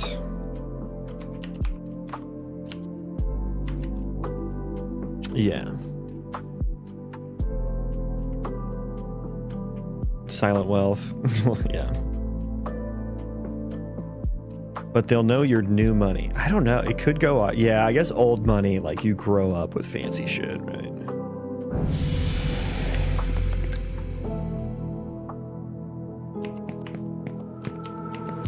God, I don't want to have 3 instant static mesh components for this, which is what I think it would require. What do you require? I require AI slot video games. Get out. You have 10 seconds to get the fuck out of my house.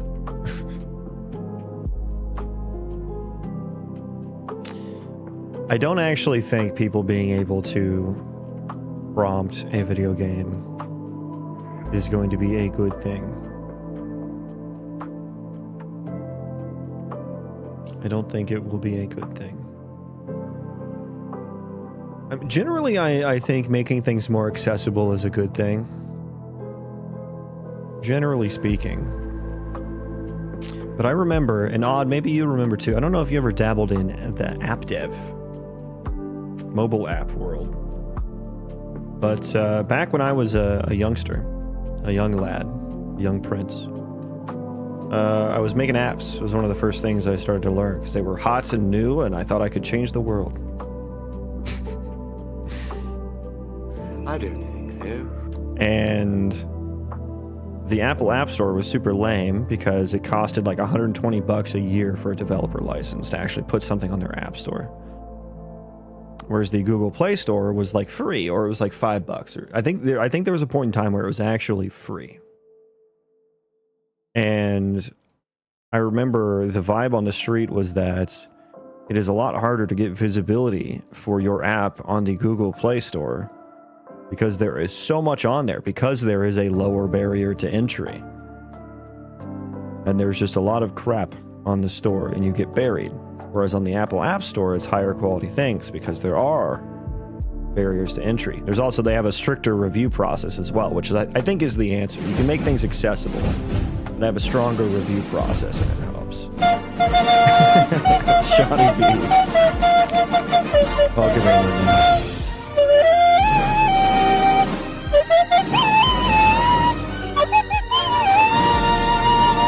Thank you for the raid, my man. How is your stream going? How are the VFX? How is Niagara Fluids treating you?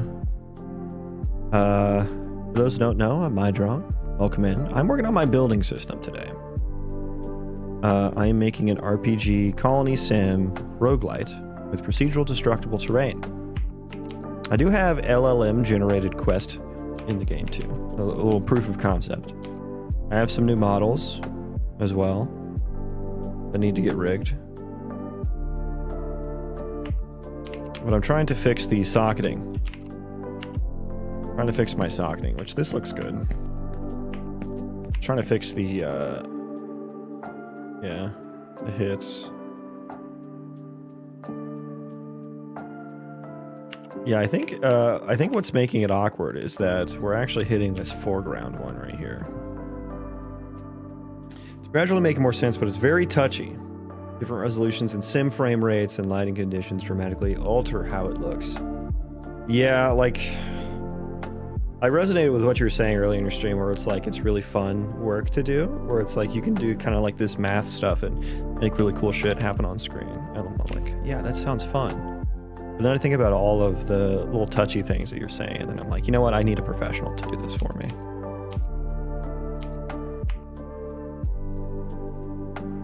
I don't think the Google game thingy will be the way, but replacing the rendering pipeline with AI might be possible in a few decades. I mean, it's already happening, but from a different direction, right? Like we have AI generated frames in like DLSS and that kind of stuff. What we were just talking about before the raid was like, I think someone mentioned like, who mentioned that? The Roblox.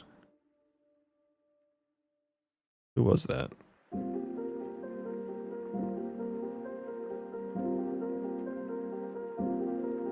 Who fucking mentioned the Roblox one? Someone mentioned the Geo mentioned the Roblox prompt video game generator. I mean, I think the Google one was more impressive, and that was released like 6 months ago, a year ago.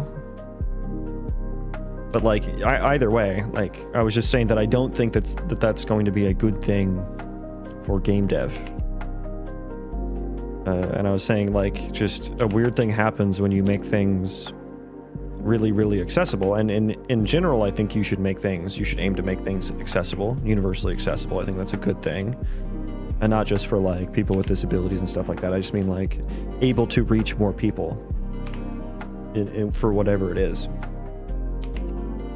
But I mentioned the Apple App Store and Google Play Store, the dichotomy between the two. Like, I think the Google Play Store now requires, like, more, but back in the day you could put anything on the Google Play Store. I think there was a time where it was free to do so, whereas the Apple App Store has had a stringent review process ever since its inception, and you also had to pay like $120 a year for a developer license.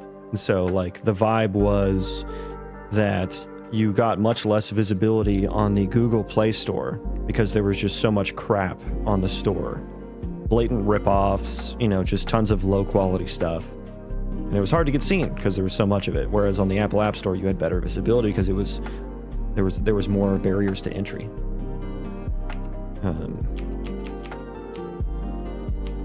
And I think we would see a similar thing, once those vibe slop prompted video games become an actual game and not just a walking simulator. For 20 seconds or 30, however long it's allowed to last. Which, by the way, you burn down a whole fucking forest every time you do that, right? That takes a lot of energy. That takes a lot of fucking energy. So, yeah, just the flood of video games that would come from that. I don't think I think Steam wouldn't allow that kind of stuff. Like entirely vibe coded, vibe slop prompted, whatever the hell you want to call it. I don't think Steam would, but we'll see what happens when Gabe dies, which is a scary thought. I don't want to think about that.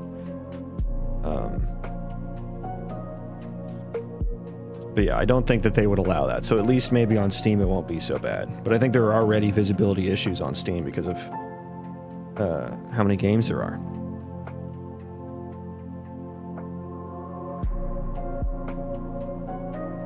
Currently, we are mainly regressing in terms of capabilities considering the price increases and NVIDIA announcing no new consumer GPU coming anytime soon. I hope that due to this, game dev will start to finally optimize their game. I don't think that's what... That's not NVIDIA coming out with new and new hardware every year, every so often. I don't think that's the reason game devs aren't optimizing their game. I think that's pretty far down on the list. There are many other factors at play. I blame mostly the business side of it. And then after that, I would blame experience. So in a AAA, AA studio, I think it would come down to the developers just don't have time to do it. They don't have the bandwidth to do it until after release. That has been the status quo. It is probably an excuse given that hardware will get better with time. I mean, I don't, like I said, I think that's pretty low on the list of excuses. I think it is A, because of business reasons, financial reasons, And B, in more indie games, you know, lower budget, or maybe just like lower, it's just a lower skill, right? Unreal Engine 5 is also a new engine with new technologies that have, these aren't just new technologies that you can just turn on and they work, right? It changes the whole asset pipeline. So I think game devs are still kind of learning how to work with that as well. Hello, I have a question. Could you explain how you use blueprints and C++ together in a feature? If you're asking just like how the engine works that way, like you can just make a function in C++, slap a blueprint callable U property parameter on it, and you can use it in blueprints. But if you're asking when do I use blueprints, when do I use C++, I don't really have a great answer for that. I prefer C++. I think it's easier to organize and navigate, so I do most things in there. I think the only things that I like entirely do in blueprints are UI related things. Other than that, it's mostly C++. For games to start focusing more on optimization, players need to start refunding games that run poorly to give financial incentive for them to optimize. But we know this won't happen because gamers are hype prone. Yeah, I mean, I have had a complete shift in sentiment when I saw the Fable trailer. The first thing I thought, it looked amazing, and because it looked amazing, I'm like, oh god, I hope this doesn't suck. Because I feel like the business side of game dev can only justify putting money into things that they can see on screen. Right? I don't think that they actually care about things like depth in game design. Like, I don't think the industry cares about game design, to be honest with you, from what I've seen from most games coming out. I think there's some good, like, you know, AA kind of games that have, like, you know, good game design. And I would say Baldur's Gate 3 is a AAA game, but like before Baldur's Gate 3 came out, I think Larian would be considered like a AA studio, I would think. So, and there's some good game design in the indie space, but like AAA, I think they're very formulaic and stuff like that. And it's very, you know, what do the metrics say? You can tell by how shallow the game design is and how much money they put into it looking good, because I think that's the only thing business people understand. Like, I don't think they actually play games. They don't care about optimization. That's just an expense to them. They don't care about game design because they don't play the game, so it makes zero difference, you know. Just make it look, just do what this other game did. You know, look at fucking Highguard. Game looks great visually. Game design wise, it has done, I think, zero that no other game has done.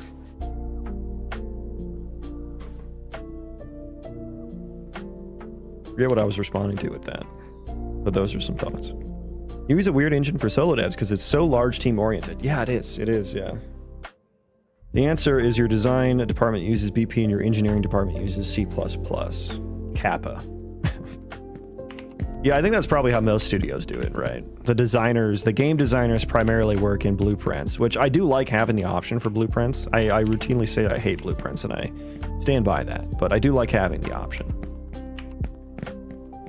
It's a perfect video about C++ and blueprints by Alex Forsyth. To answer this question, spoiler, it depends on who you are and what you're building. Yeah. Like, if you're not a programmer, I imagine you do a lot more things in blueprints than I. Epic responded with a precise formula for the blend of C++/blueprint, and their answer was the amount that ships your game. Yeah, the very specific amount. That amount must be right next to the ship game checkbox. Yeah. Highguard is like AAA soup, yeah. It's nothing but investor trend chasing for guaranteed financial outcomes. Yeah, and then the outcome is not guaranteed. They've kind of like solidified that for themselves. They shoot the game. They're like, why would players do this? The Hannibal Buress meme. Your game has evolved. Always great to see your stream pop up my YouTube shorts. Hell yeah, man. Thank you. Appreciate it. Executive philosophy focuses on what you can measure. Ironically, they just often don't value polish. They budget for good enough. Yeah. And actually, I would argue that good enough is perfect. That's perfect.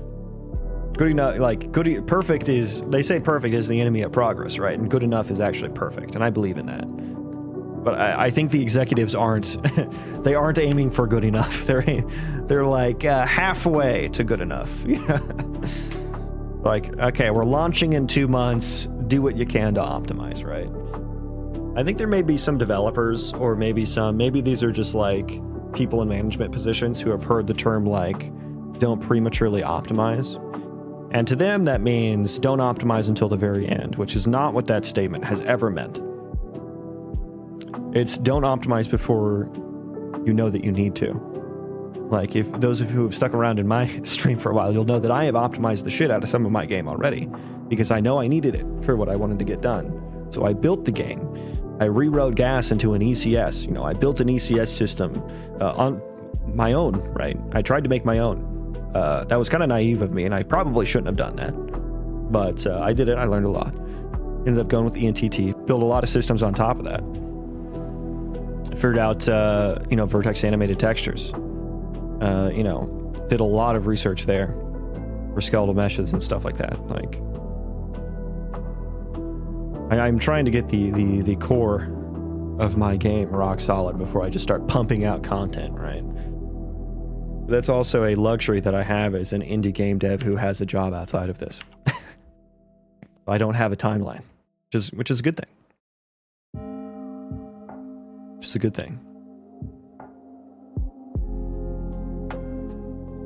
Visual polish is relevant to marketing. Yeah. Good enough is barely being met today. Yeah, and I would argue, in a lot of cases, just not altogether.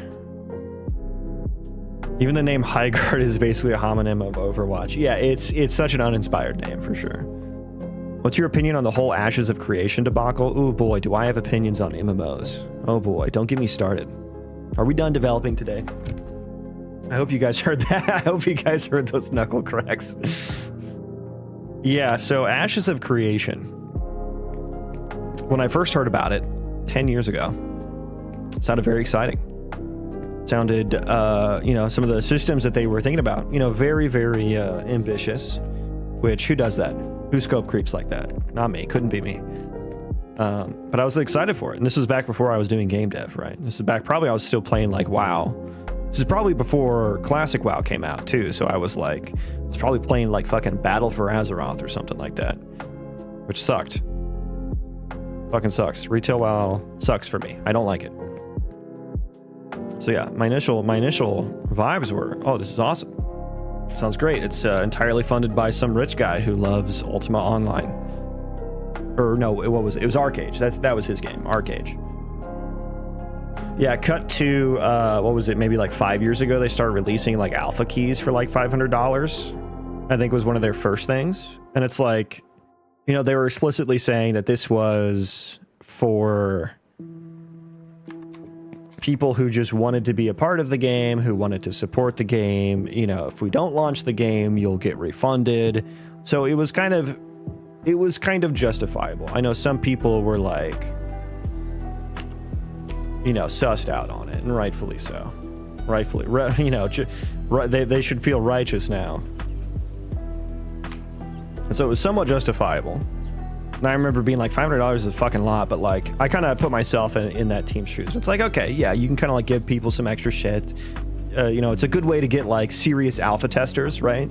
People who will actually submit bugs, because they have skin in the game, right? It's a non-negligible amount of money for sure. What are you doing here? What are you doing? Sort pending build tiles? Yeah, this is one of the things that I need to build from source to fix. It's a weird one that hasn't happened in a while.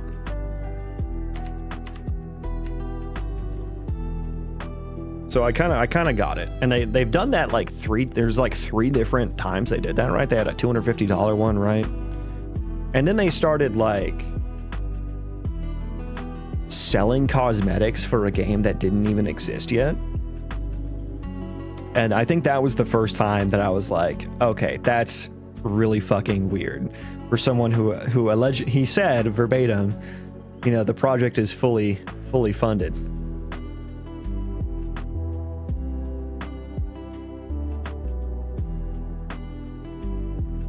That was my first, like, that's kind of scummy. You know, is this guy who I knew at that time was previously a part of a MLM, which, if you don't know, those don't have great reputations. Those don't have great reputations. But there were some alphas, right? They ran some alphas, and I think by the time they were running alphas, I used to love testing out. Like, I played New World in its earliest alpha state, so I used to enjoy kind of doing that stuff. What is happening to my fucking game right now? Yeah, so the ragdoll doesn't work, so that might have had something to do with that.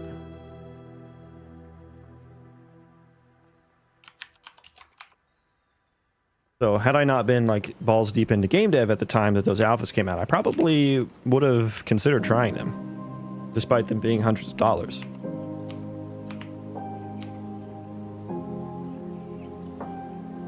And I liked some of the harder core things that they were going to go for.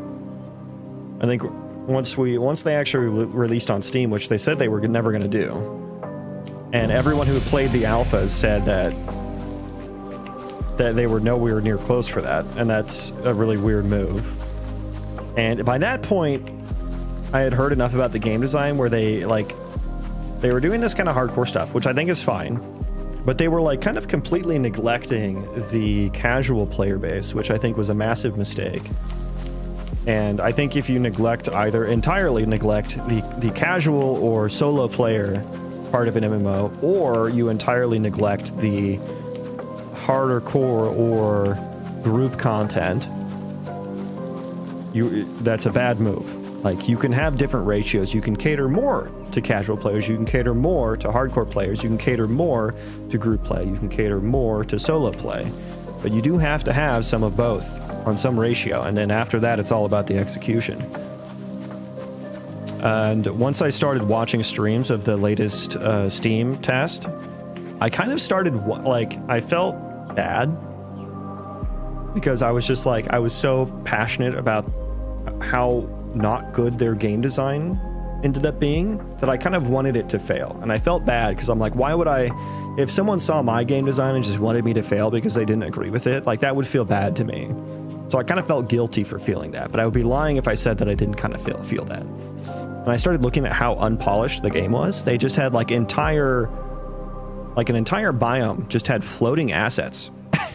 The entire, like not even just a little bit either. Like, they were like above your head in some places. And like, I don't know if you look at this, but like, these are all procedurally generated, like where floating assets kind of are an issue in some places.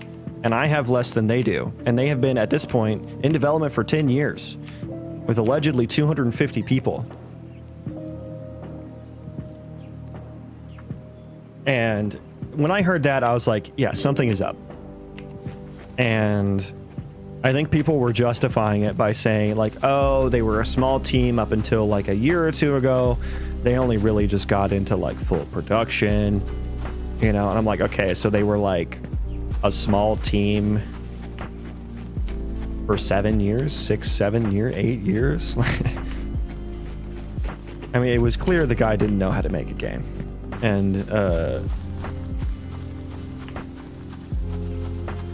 that makes sense.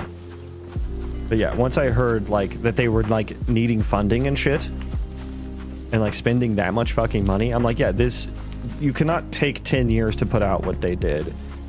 Like, I think I could put out what they did in 10 years by myself, to be honest with you. And yeah, inexperienced leadership will absolutely hamstring that, and that's kind of what it seemed to be. And like, what game is this? Is my game. I'm just working on a game. We're talking about Ashes of Creation right now. But I was like, I was like kind of justifying it in my head, but I was just like, that, like, fixing things like the floating assets in a biome, like, dude, that's one person a week tops. Like, I don't even know what kind of And they're working in Unreal Engine, so it's not like it's that much different from what we do here in this community, right?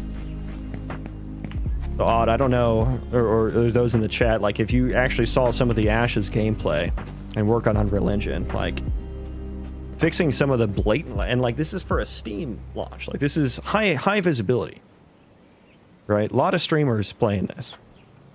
Don't know how on earth you could let that go in that state. So once I started seeing that shit, I'm like, yeah, this game should fail. And I kind of want it to fail because they seem to have fucked up so many times. I still didn't think it was like a scam, but I just thought it was gross negligence. But then yeah, I was shocked when I saw that pop up on Reddit. I think my jaw opened. I was like, no fucking way. Like literally a month after the Steam release, the Steam early access release. And like there were people, I remember hearing people, they say that they were having fun with it. And like, you know, it was all entirely group content. They only had quests up to level 6 or 5 or something like that, some low level, which is like the first few hours of the game.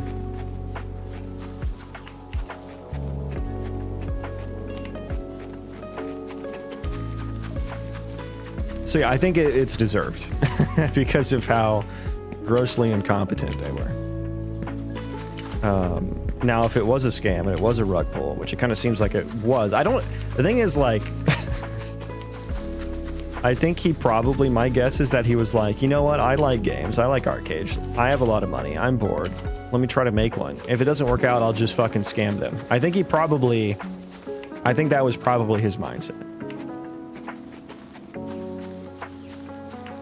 But then I think he probably lost money. I think he lost a lot of fucking money because he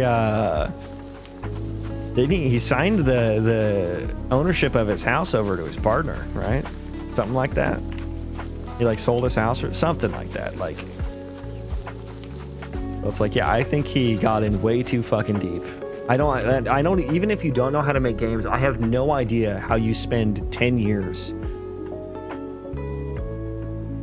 and only have what they had to show. I mean, and I know it's not all about what you have to show, it's about what's underlying that takes a long time.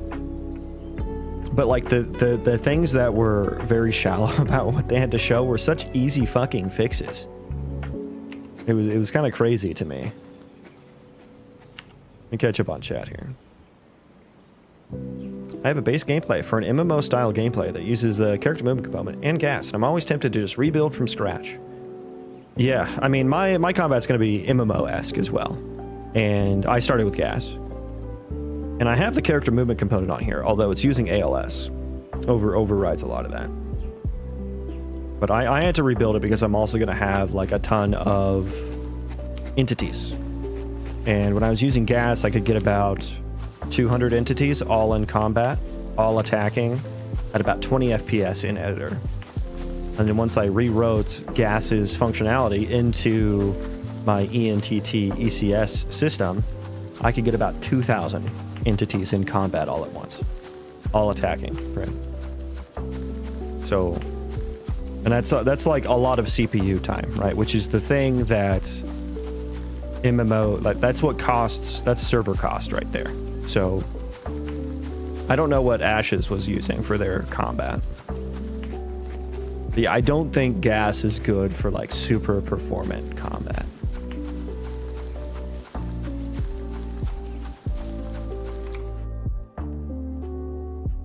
Clouds are nice. Yeah, it was one of the free asset packs.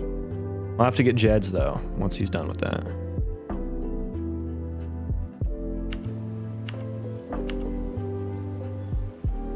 A buddy of mine played with him back in the day and pretty much forbid me from buying into it. That's crazy. Just from playing games with the guy. That's funny. Not even like being in business with him. The whole world balance is that the hardcore players need the casual players. Yeah, you need the game to grow. Yeah. Probably the problem is that they were just inexperienced and most likely hired the wrong people for a while. Yeah. Hired the wrong people, had them working on the wrong things, changed their minds a million times, didn't have a plan. Probably all of it. All of the above, I think, were necessary I know they started on Unreal Engine 4 and moved to Unreal Engine 5. Like, that can't have been a cheap decision to make, right? Like, you see here, like, I have some floating assets that don't look too hot. Ashes was worse. by like 10 times. It was like 10 times worse.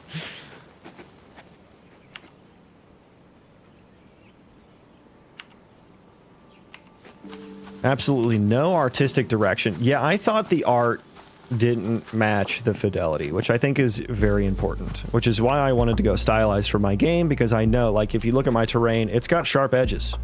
Because I want to run the whole world, I can't make a super high, like, I am, like, the algorithm is capable of producing a super high resolution terrain that looks a lot more realistic, but because I want to run this whole world, I can't have that many vertices. It's just too much data, too much memory. There are ways I can cut down on that. I think I'll maybe go like one resolution higher, but like, you know, if I had a super realistic art style, I couldn't pull this. This would look like shit. It's kind of okay now. Like, it's not a big deal because it's all like kind of stylized and your brain accepts it more, right?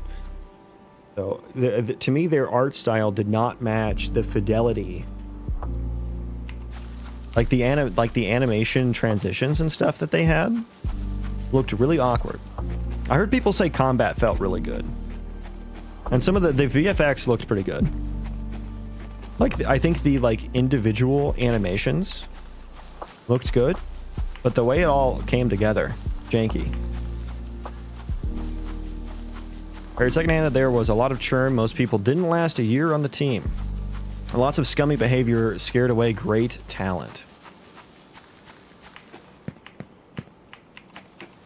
Even with that, like, I'm sure that's true. And maybe Adder has more info on that. I'm sure that's true, but it's just like, dude, like, so many things had to have gone wrong. To fucking 10 years, hundreds of millions of dollars. Their burn rate, didn't he say their burn rate was like 40 mil a year? Like, that's insane, man. Give me fucking 400K. Give me a fucking 100th of that. Is that 100th? I think that's 100th. Give me 1 to 100th of that, and I will make you the best fucking game you've ever goddamn seen. And that's my promise. It's a little arrogant of me to say, but like, I'm just saying that as to like how negligent they were to spend that money, right? Probably rebuilt the game 4 times, yeah. My buddy said Steven was a huge scammer back in the day too. That's why he forbid me from buying into it early. Oh, he was where there's some Arcade scams. I never really played Arcade. Yeah, we've all fallen for an MMO like trade window scam. Oh, put your gear, trade me the gear, give me the gold first, and then don't, you know, when they're kids. When Jeffrey Bard left AOC, that's when I knew it was not going great. Not sure who that is. Who is that, Aurelius? Welcome in, by the way. How feasible do you think it is to have a pay-to-play MMO running on a consensus algorithm? Are you talking about like the voting that like RuneScape does? Is that what you mean by consensus algorithm, or do you mean something more technical than that? Is it important to have consistent asset quality? If you want to use nice looking terrain, everything has to be nice looking. Yeah, totally agree. And I think a lot of games get that wrong. Like, they don't match the fidelity across the board. Transitions, animations, VFX, terrain, you know. It just has to match. It doesn't all have to be amazing. And like, whenever I see a game that looks amazing, I'm like, oh god, they're not spending enough money on game design. They're not spending enough money elsewhere. They spent way too much on that. Which is why I hope Fable doesn't suck, because Fable was a beloved game of mine back in the day. Played a lot of Fable 3. Played a good amount of Fable 2. Peer-to-peer. Yeah, I have no idea what the technicals of that would look like. I suppose you're asking from a technical standpoint, not like a business standpoint.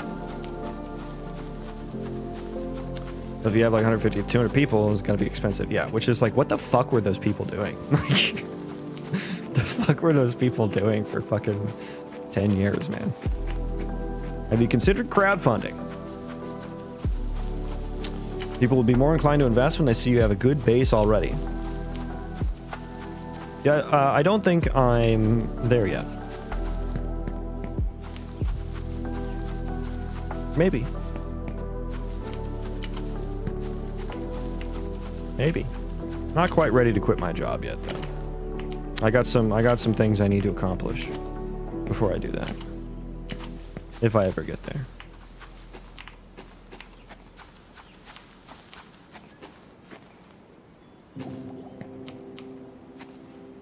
But yeah, the whole situation is it's hilarious. These, like, the Ghost Crawler MMO got canceled as well, which I was actually interested to see the Ghost Crawler MMO because of their red and blue zones design, which is actually sort of similar to something that I have thought in the past.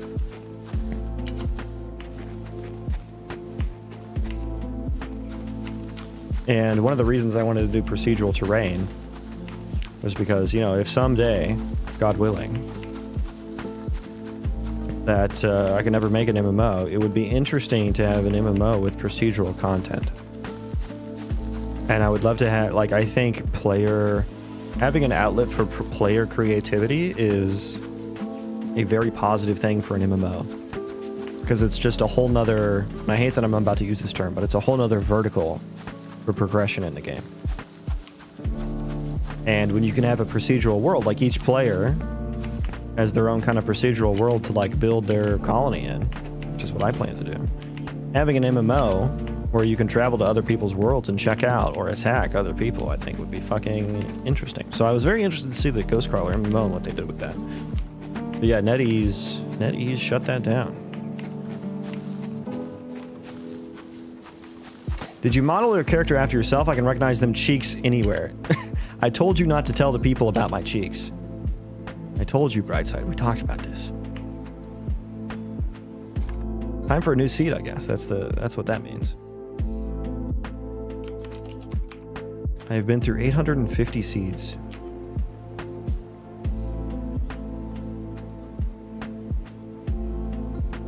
What makes MMO such a creative nightmare compared to co-op RPGs? It's the live service part of it. It's the, oh, we have to keep going. Because if we don't keep going, we can't pay the server costs. It's the dedicated server part. Costs money.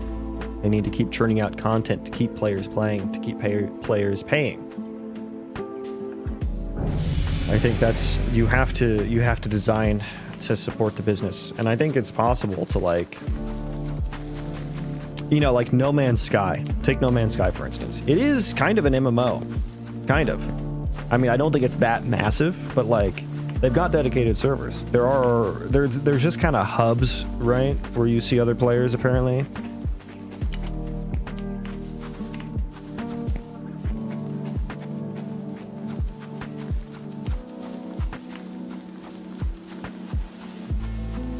So I think it is possible to just have like a different business model for it, but like I think the days of building an MMO, going from zero to, like, I think every MMO that has failed recently has done this.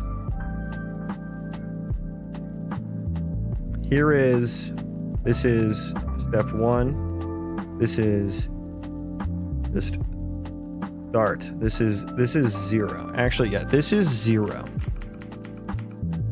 Zero. Start. This is MMO. God damn, I suck. MMORPG.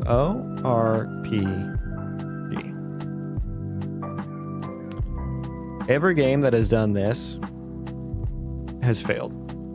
Like, I think the only kind of companies that can do this anymore are companies that A, have a ton of fucking resources already. They have cash in the bank. And I think also what is important is that they have a beloved IP. I think you need an IP to make this work. You can't just start this from scratch, fresh new world, because no one's going to care about it enough to keep playing if you do the traditional MMO way. So what company is doing this right now? I think that's probably one of the only companies that can succeed. You know, are there some other IPs out there that this could work for? Yeah, right. You got it. I think it's a beloved IP.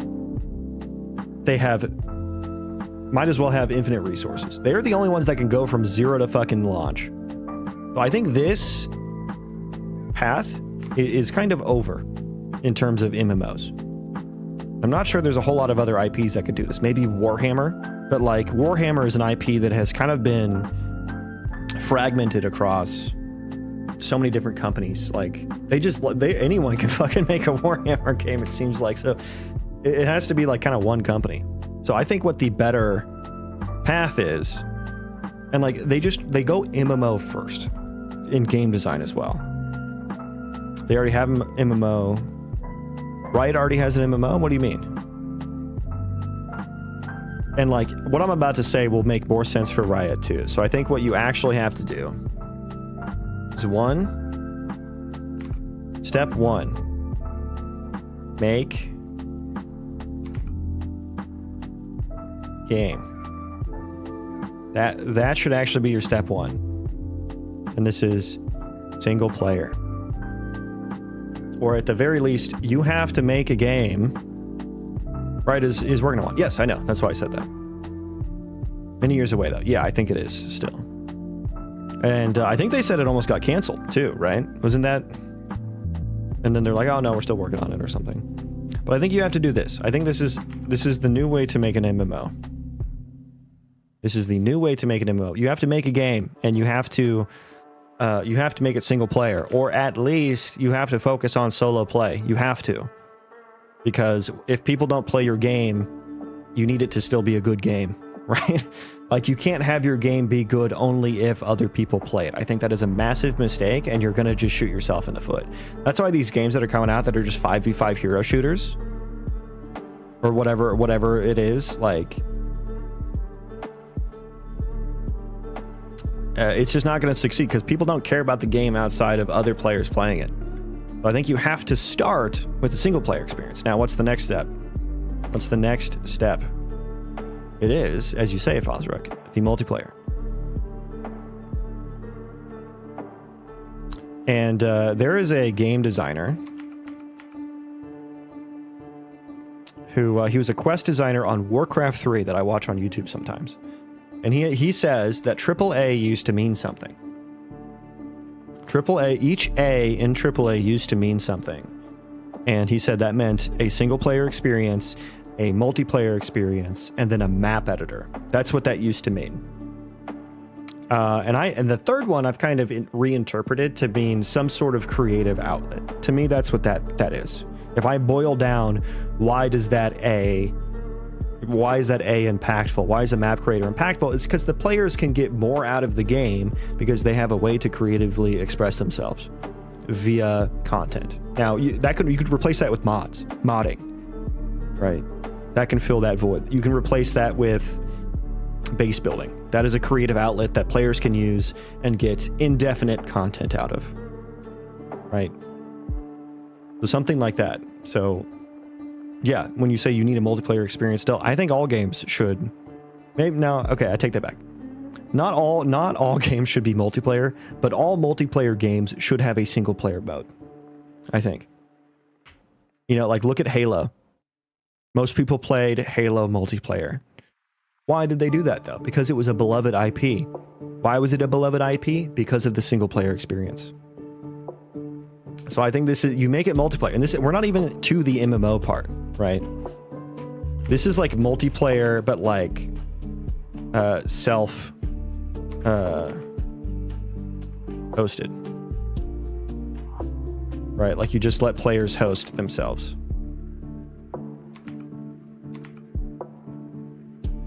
And then the fourth one, or the third, this is 3 because I started at 0. 3 is you do dedicated servers or official servers. We'll say in quotes, official. Like, and I think Minecraft is here, and like they kind of do have like sort of official servers, right? Like they have servers that are built into the game, right? So Minecraft is one step away from being an MMO. I think Roblox is here too. Fortnite is here too, right? And then after you have official servers, then you can make that step. Then you have to optimize to make sure that it's cost effective to run here. I think that's how you do it. And then by the time you get here, what do you have? The IP. Because you've done all this. You've made a single player game. You have vetted the IP with this first step, right? People have gotten into it here. You know, you release this. Do you get enough money to do the next part? You get enough money to make it multiplayer, right? And you make it multiplayer. Do you get enough money to run official servers? Do you get enough money from running official servers? Okay. Do you have enough money and, you know, technical capabilities to make an MMORPG? Then you can do it, right? This is the way to make MMOs now. I agree with this take a little too much. I'm hot and bothered. Yeah, that's all. This is what I have in my head. Like, will I make an MMO someday? Probably fucking not. But like, I'm not gonna go right here.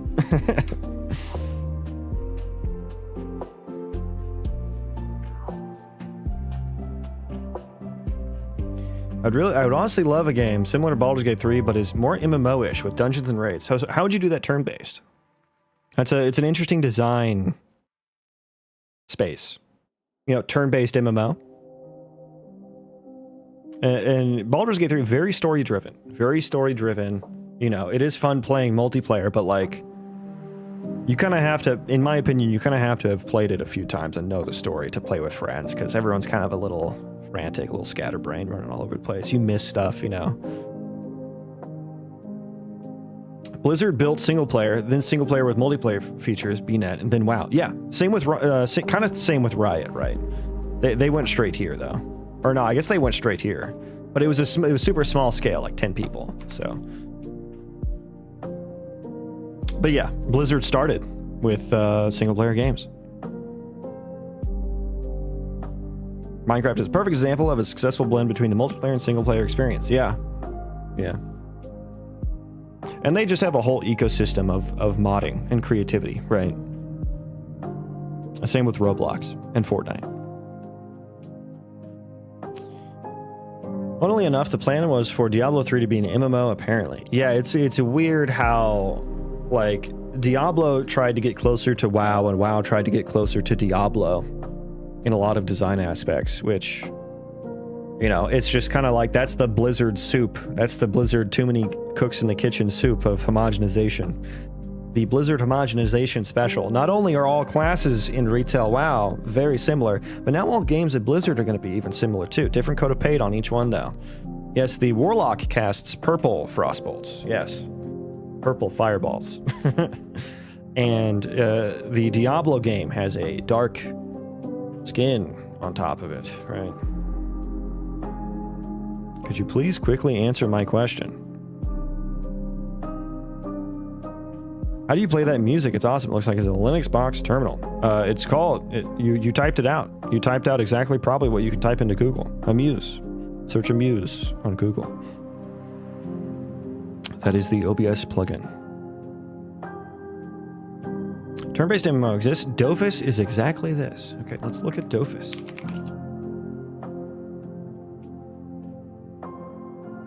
I'm going to go ahead and guess that this is not very popular. That looks like a mobile game. That looks like a mobile game. This is either a mobile game or a Flash game from, this is like from the times of Club Penguin.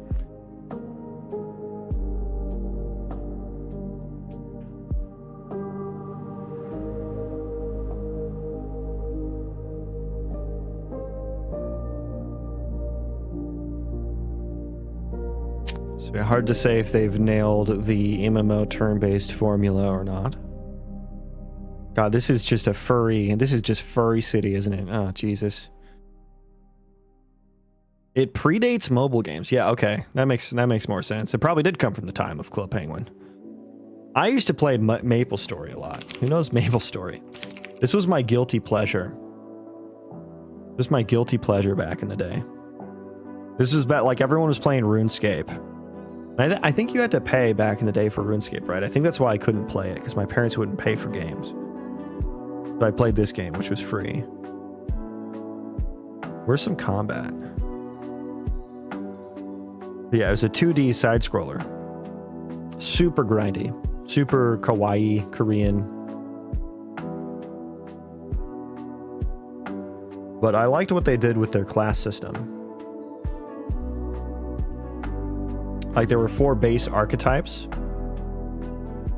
Warrior, magician, bowman, thief.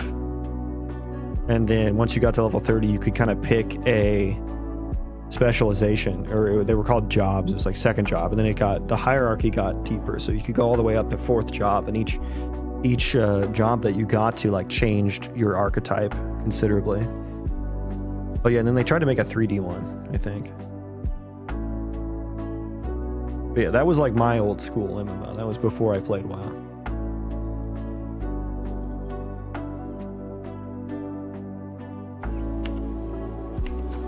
I don't know if you've seen new Overwatch characters, but they all look like copy-paste of the existing ones. I think I saw a title that was like Overwatch 2 is just Overwatch.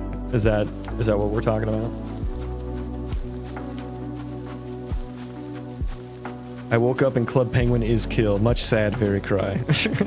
I never got too into Club Penguin. Or what was the other one? Habbo Hotel. That was another big one. What do you think about Anthropic CEO's recent claim about AI? Should junior devs pivot to some other fields? Dude, the guy also said that Claude was going to be writing 100% of code in 6 months, and he said that 12 months ago. So all these CEOs have a financial incentive to say shit like that. I know that they're saying that like, oh, Claude writes 90%, 100% of our code.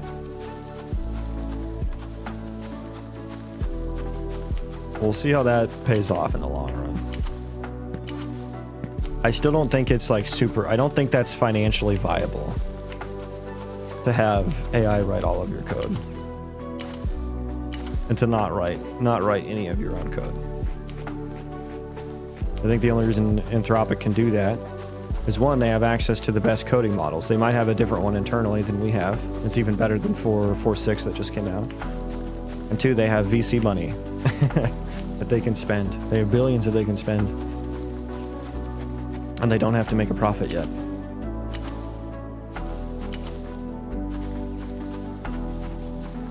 RuneScape has free and the member-only zones. I spent several years in the free mode until I finally convinced my dad for the member subscription. I thought the free mode was literally just like Tutorial Island. Is it more than that? I was never a huge RuneScape player. Where are we? We are in Starfall Crag. It's right next to the Burning Reach. That's where we came from. We came from the Burning Reach. Oh, that's all ocean over there.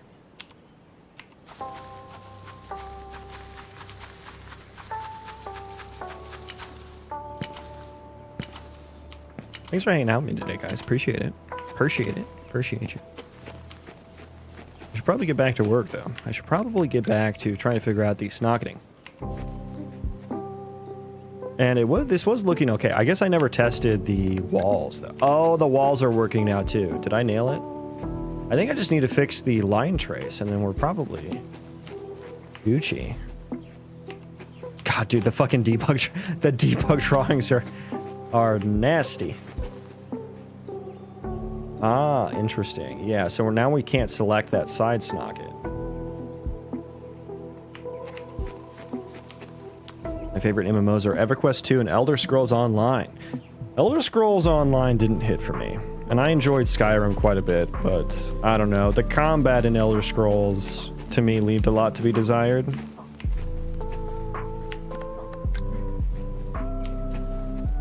Okay, so I can't socket into the side ones anymore. which I should be able to do. I sort of could there for a hot second. Oh my god. Okay, look away. Interesting. Yeah, I did play EverQuest for a hot. Like, I tried it out, basically. Had no idea what the fuck to do.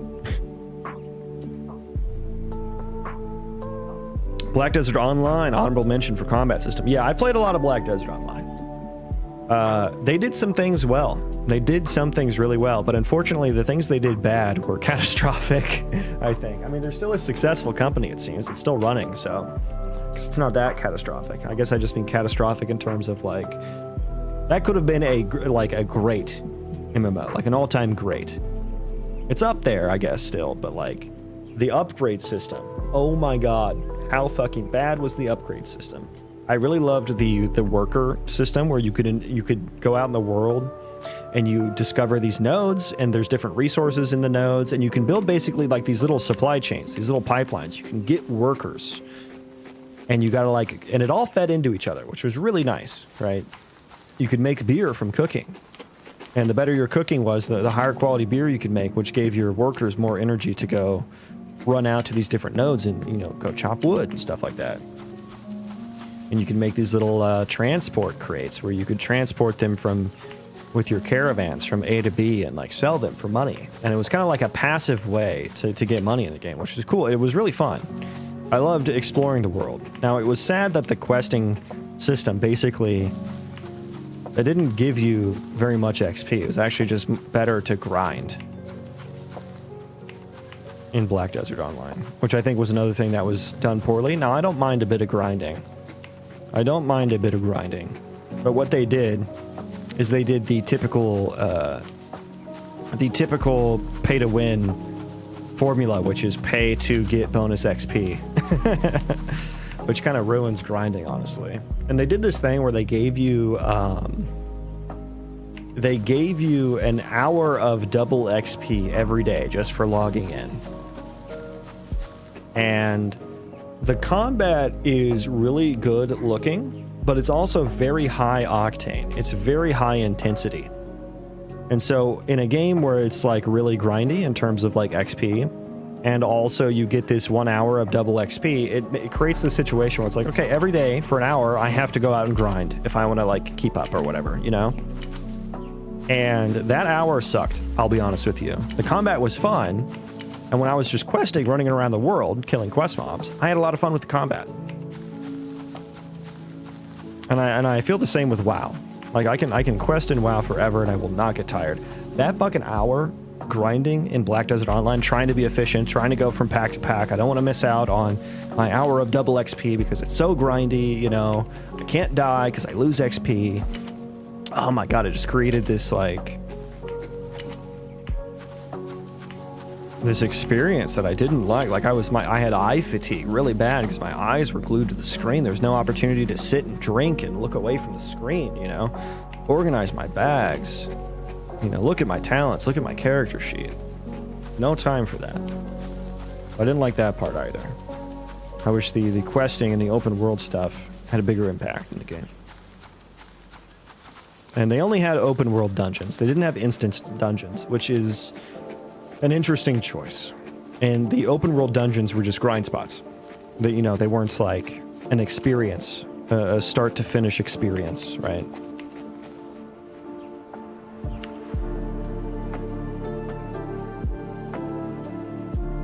You know, in the free zone, there's still a lot of content, but when you start to get to the higher levels and complete all the free game before you start. Will your game be able to create mods and upload mod packs and the appearance of the structure and so on? Maybe. That's pretty far down the road for me, though. But maybe. That's where all the fun stuff is. Yeah. Biggest problem I'm seeing with AI is that all this stuff depends on those big companies. I don't want my capability to work to depend on them. I would question if your capability to work already doesn't. You know, if you're a coder, you use Google. Sorry. You're already dependent on Google. Sure, there's DuckDuckGo. I suppose that's a fallback. Like, our work already depends on them. And I get the sentiment. I agree with you that it's scary for that. But like, it's to the point now where it's like, you're gonna be worth less if you don't use AI at all, right? I don't think you need to use AI entirely. I don't think you will need to either, but you know, you need to use it somewhat. I use a lot of the AI autocompletes. I don't like vibe coding, but the AI autocompletes are really nice. You can add blockchain to this game. I hope not. I hope I don't make such a bad decision. Yeah, nothing really ruins the vibe of a game like bringing like real money into it. Look at this nice biome transition here. You guys see this? Here's my straight line biome transition.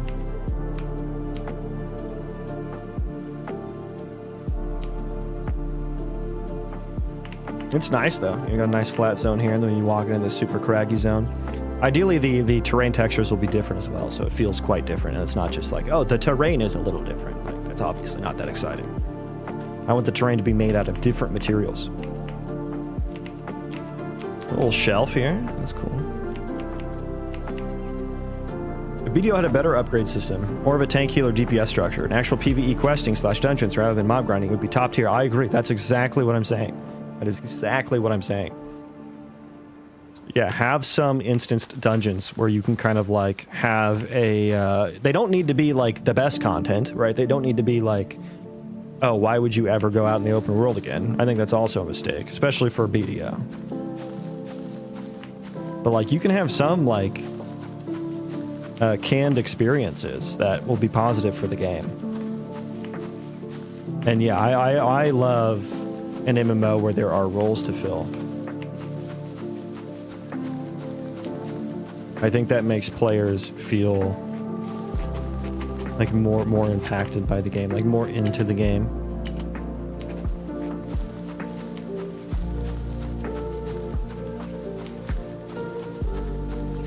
I love seeing the trees on the tops of the mountains. It creates this really cool, like, ooh, what's over there? And I really hope that my procedural chops can get good enough to where... Who played Breath of the Wild or Tears of the Kingdom? Like this tree, it looks like one of those trees where you would find a Korok. You know, there's like an apple here or something, and if you take the apple, a Korok pops out. I want to do some shit like that, you know? Like if there's just a single tree sitting on a fucking mountain, I want to make it special. Maybe I'll figure out a way to do that. I see you activated walking mode simulator. Walking simulator mode. Yeah, chat did by talking about... It was Ashes of Creation that initially started it.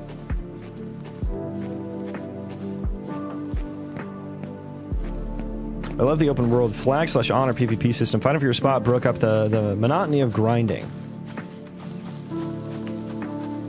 Yeah, I mean, that's the route Ashes of Creation went as well. Or maybe that's what you're talking about. But BDO had kind of the same thing. I don't know, I'm back and forth on it. Because, like, I hail from PvP servers. Back in WoW. So, like, you could kind of do that.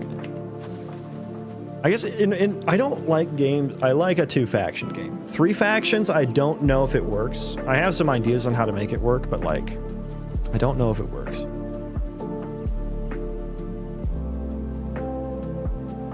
Like, oh, you dropped my leaf there. Sage's leaf. It does have my name on it. So that's mine. Sorry, Otta. I bet you didn't know you made my leaves, but those are mine.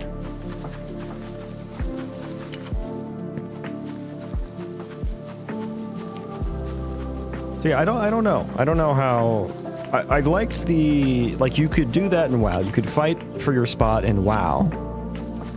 But it was like, because there are factions, it meant you got more help, right? And I think that created more... like teamwork, right? It created more of a community, because it's like in Black Desert Online or Ashes of Creation, there's no factions, so you can just kill anyone. And at that point, like no one wants to help you. But if you say like, hey, there's some alliance fuckers over here pushing my shit in, you know, your guild shows up. Everyone else in the zone who wants some world PvP shows up, right?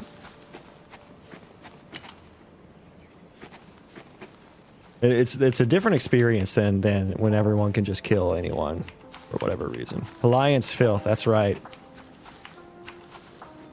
And we played on a server. We played on Swifty's server. Swifty, he was a famous warrior back in the day. He made a lot of PvP videos. And I think all of us had like screenshots of us killing Swifty at some point. I'm sure he had, if he wanted to, he would have had way more screenshots of him killing us. But every time we're like, oh, I found Swifty, the whole guild would roll up. Like, he could not go anywhere on the server without people rolling up on him.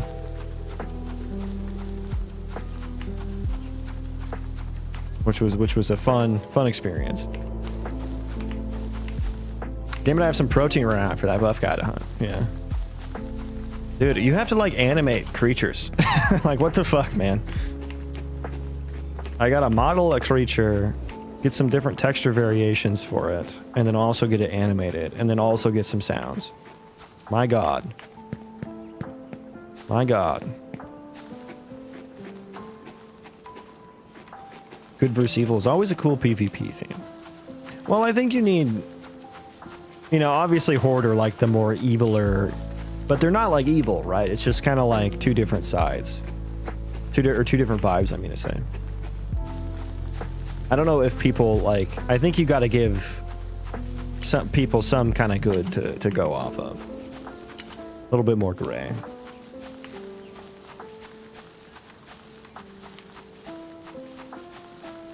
Stream froze on. I didn't hear anything in the response. I was asking about whether there will be a working store system to download mods of a character. I mean, buddy, that's so far away from. I don't even have a name for the game yet. Like, I would like for mods to be a thing. What that looks like, I have no idea. That's super far down the road.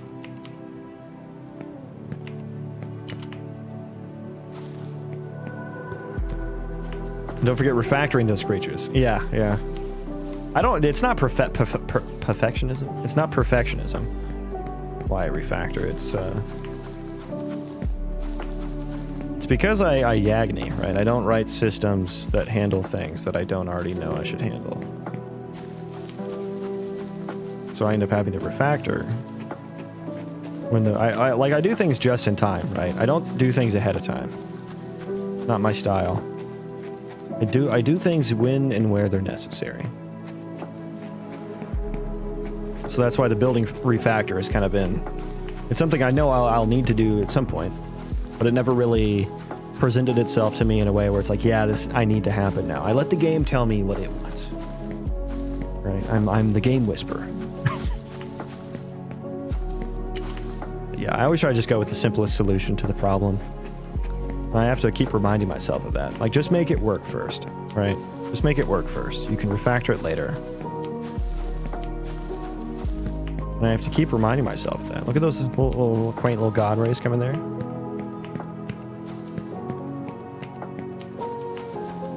Video was more guild based. I remember the first time my guild rolled up on me when I got jumped at a grind spot. What an awesome memory. They actually did. I was never a part of a guild that had that kind of a vibe.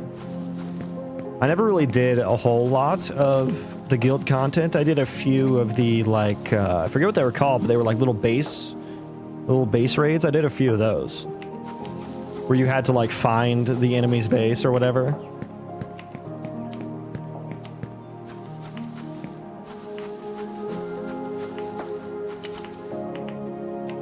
Let's see, I need some solution for walking around because sometimes I just hit sharp terrain. This is interesting. An interesting procedural occurrence here, which is my man taint. Look at it. I need to fix the camera is like, the camera's collision changed at some point. I need it to do that thing where it like, you know, once I get to this point where it starts doing this, I need it to actually like, the pivot point to be like up here, you know, like above, still above his head.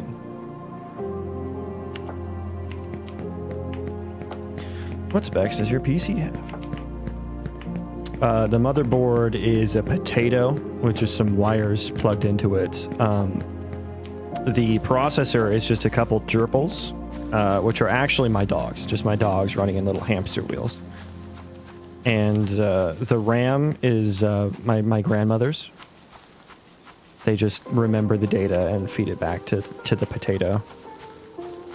And then the GPU is it's actually a call center in some eastern country that I've contracted to just send me pictures, MS Paint pictures every frame.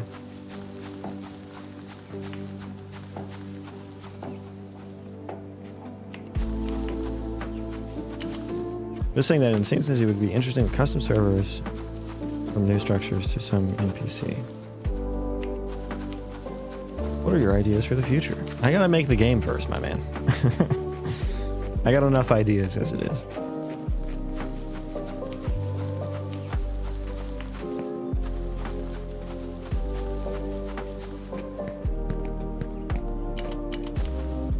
So I think the building system is actually looking pretty decent. I think it's actually looking pretty decent. Just a couple things. Yeah, that's an issue. But I can't seem to... Yeah, that rotation is correct. Oh, interesting. Why is it... It's doing the... Drawing the box of the foundation. Node Wars, yeah. Ooh, you were in the top tier 1 Northwest guild. Also had the Black Robe NPC. You could type in a player's name and give them their exact location. Ooh, I didn't know about that one.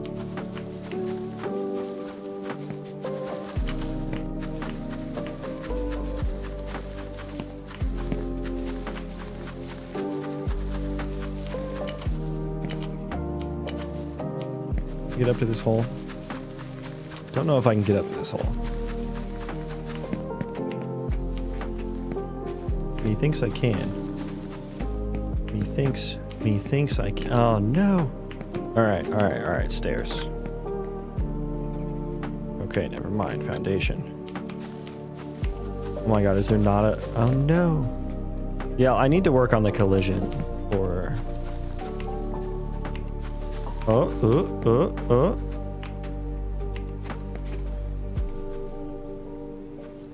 Where was that? There was like one little spot. This should be fine. All 4 of the posts are in the ground, so that might be incorrect. I might have some bug there.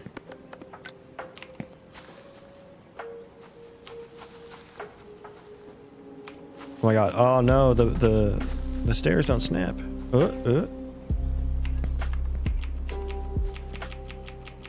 Oh, it said it could. Interesting.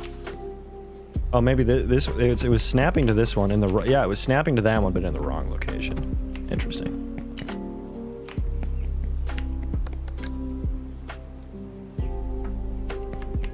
Well, it'll work for getting me over there. If I don't mess up the jump. Here we go. Nice. Where am I at now? I just came from the Howling... This is the Howling Cliffs of the Banshee. Not a bad name. There needs to be a Banshee boss in that zone, though. And this is Stormvale Plateau. Stormvale Plateau.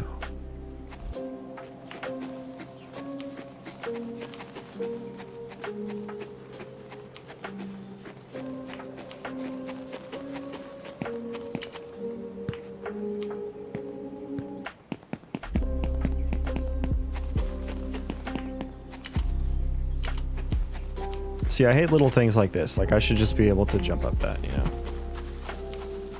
Wow, this is nice. Thank you, man. Appreciate it. Yeah, a lot of hard work went into making this procedural terrain, but I'm really happy with it. Oh, yeah, I changed the attack animations. Oh, but they don't have a... I think I have to turn the collision on. What's the size of that map? This is... So each pixel on here is a terrain chunk. The map is 128 by 128 pixels. If I zoom in here, this is 1 pixel, which is 12,000 Unreal Schmeckles. And there's all the stuff that I've already explored.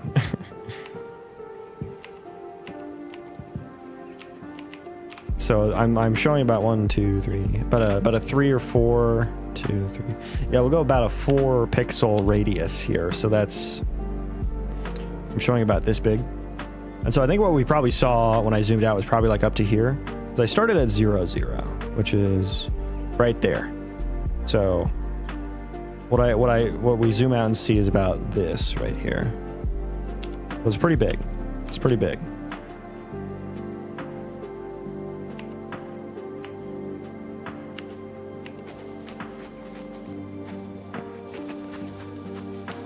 Odd, are you streaming today? Asking for a friend.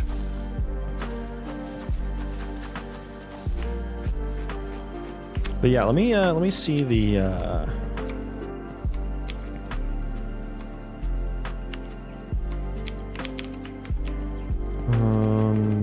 yeah, let me see this. Weapon active, weapon inactive. Okay. No streaming, just studying animation retargeting. I just did a bunch of that myself, so let me know if there's anything I can help you with. That's not what I wanted. I had to retarget all of the ALS animations to my new character skeletons. I think I've been trying to do that in my little game I'm making for me and my son to play. Do what? Procedural terrain?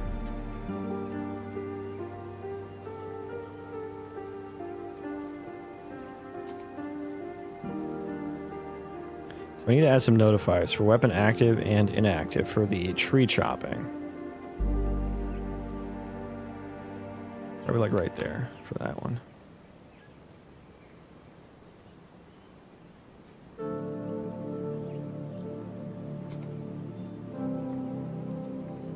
Go active right there. Maybe I should fucking put an axe on there as well. That could help. Yeah, preview asset.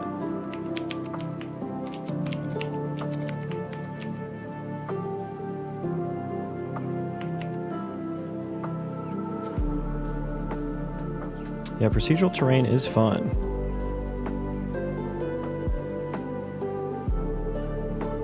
But it can get pretty complicated depending on you know, how far you take it. Okay, do those just update in the asset? I hope they do. I hope I don't have to restart here. Oh, look at that.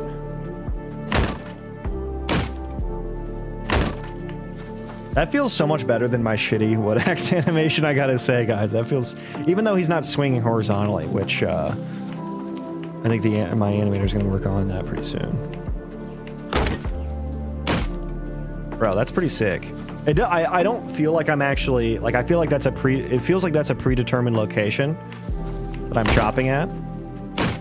Bro, that feels so good. Oh my god. My jacked dude is a lumberjack now. My god. I like that how he swings from different directions too. That is pretty sweet. Oh my god, that feels nice. That feels fucking nice, dude. Okay, I can't wait till I get the pickaxe animations too. I just got bow animations, but I haven't done anything with them.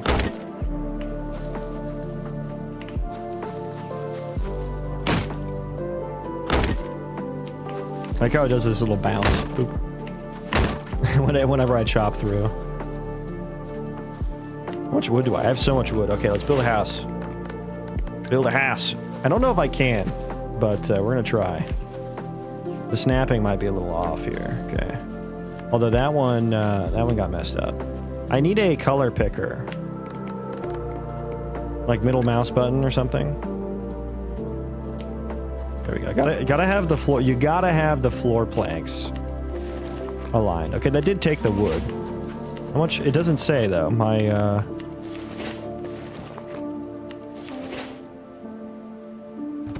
looks like it's actually chopping where the axe hits. That's awesome. Yeah, it is. It is, actually. Before I had, like, a really shitty animation that I made myself. But he would chop actually, like, completely horizontally. And it was a lot more believable. The animation was terrible. Do I not have it? Oh, I used all of my wood already. My widget doesn't work anymore. It should tell you how much wood you need.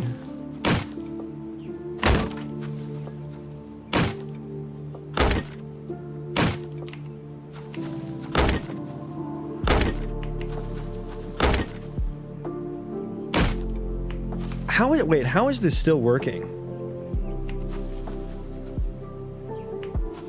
I'm confused. Am I still using the actor? So what it does? I guess I still. Oh yeah, it's the actor, but a different. Interesting. Okay, so the logic is, whenever this smaller wedge collides with the tree, it subtracts the larger wedge out of the tree. That's what it does. But I guess it's actually chopping horizontally because I changed the base rotation of this mesh.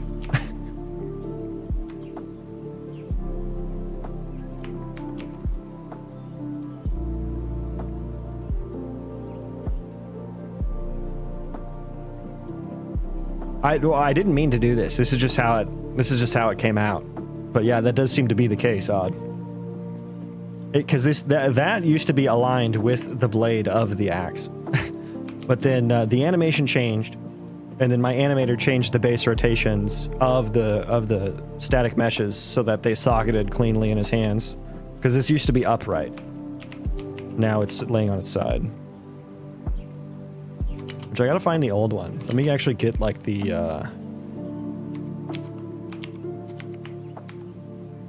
let me actually get the material here.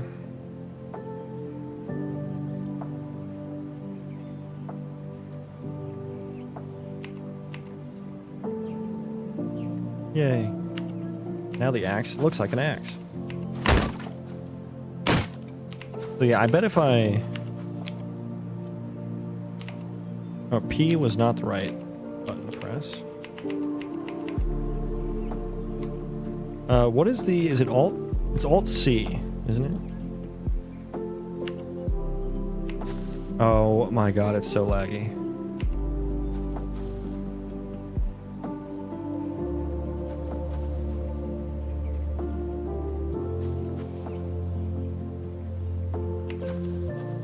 Yeah, you can kind of see it. You can kind of see it pop up. It's so laggy, though.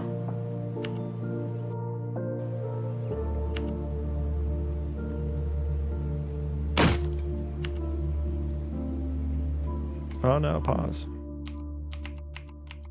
Yeah, you can see the new geometry that it created. Oof. Yeah, but there, that I guess that wedge is doing that.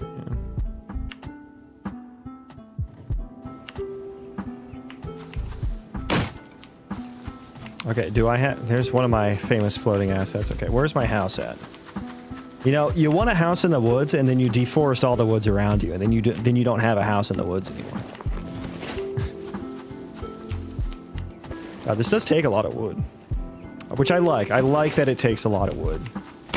I want there to be a bit of a scarcity of resources. I think I want a scarcity of resources, and potentially a scarcity of XP. So, tell me if you guys think this is a bad idea. But I don't want there to be difficulty levels in the game. I want there to be one difficulty. Bad idea? Can you mod me? Congratulations, you played yourself. And then what I want to do is, because this is a roguelite, so when you die you will start over at level 1. But what I'm planning to do when you die, there'll be a small time skip, a static time skip when you die.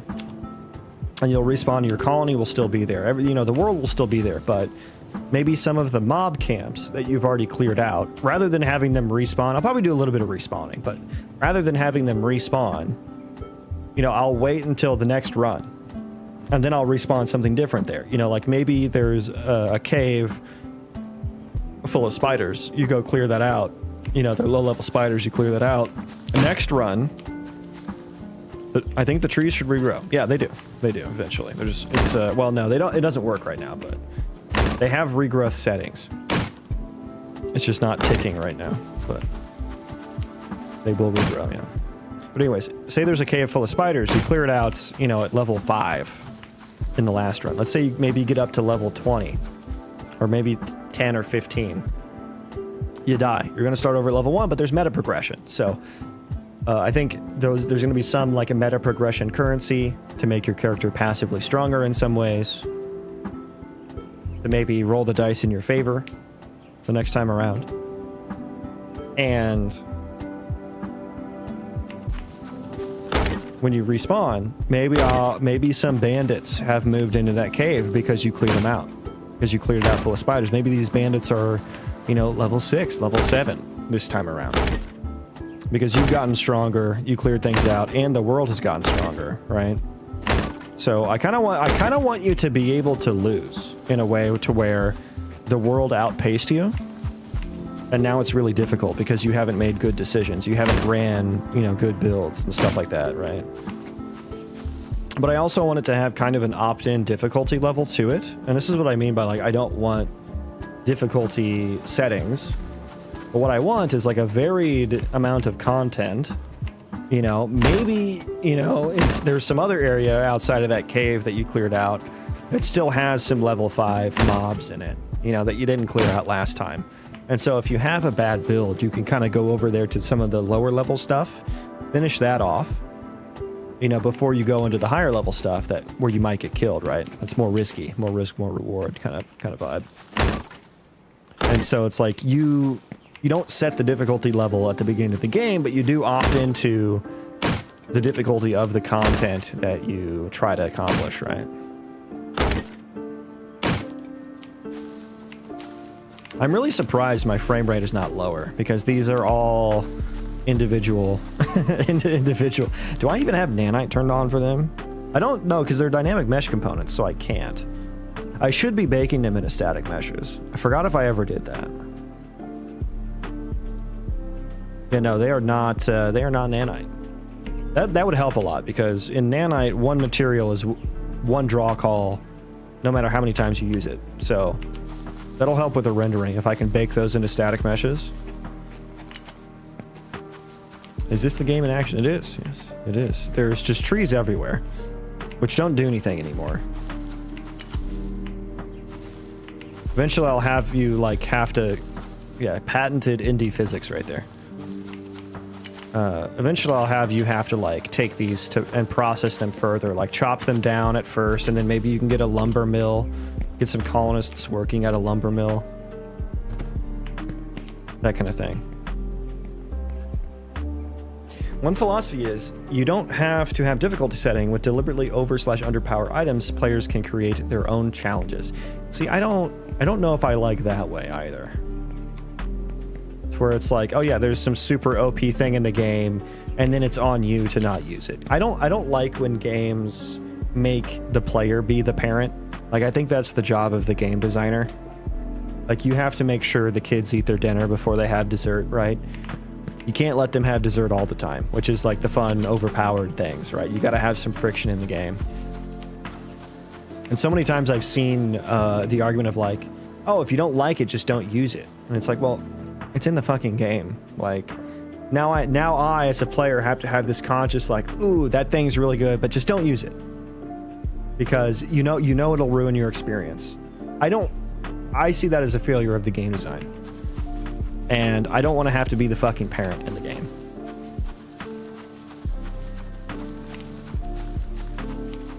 So I would prefer difficulty modes over that. Over something like that. Guild Wars 2 has a great concept. You mentor down to the zone level. It keeps all zones relevant regardless of the level, constantly feeling alive. I don't like that either. I don't like level scaling. It makes leveling feel meaningless. I want to come back to a lower level zone and absolutely fucking wreck the mobs there, so I feel like I have progressed, like my time has been meaningful. And that's why, you know, zones always being relevant. It's a roguelite. Like, you're gonna have a reason to go back to those zones, right? Even if they're low level. Like, you'll come back the next run. And like I said, I'm gonna have the level of the world, the average level of the world is going to tick up for each time you clear out a camp. or clear out some mobs, you know. So it is going to get increasingly difficult on some sort of curve, right? Some sort of curve. So there are different ways to make zones continue to be relevant. Another way is putting high-level stuff in low-level zones. I think that's a great way, right? Have reasons to come back, and then the lower-level players can see higher-level players walking by. You know, Legend of Zelda: Ocarina of Time is a great game to look at if you want to see how to bring players back to locations that they've been to before. Both with the young Link and old Link thing, and then also with the getting new items allows you to access new areas concept, you know?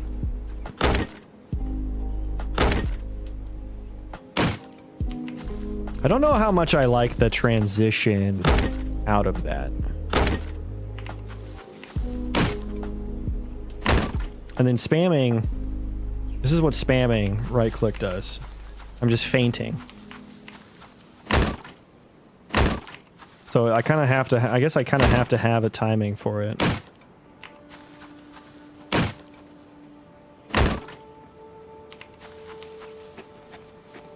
Being a mage in Elden Ring versus no armor, no death runs. Like, I think it's fine to have ways to make the game harder on yourself, to do your own self-imposed challenges. I think that's fine. But having, like, dangling things in front of players to be like, hey, if you're having a hard time, just use this and make the game easier. I think that's bad. This is a nice little nook for a base, though. Like, you know, it's nice and defensible. You got wall. This will be a nice, like, you got walls on all sides here.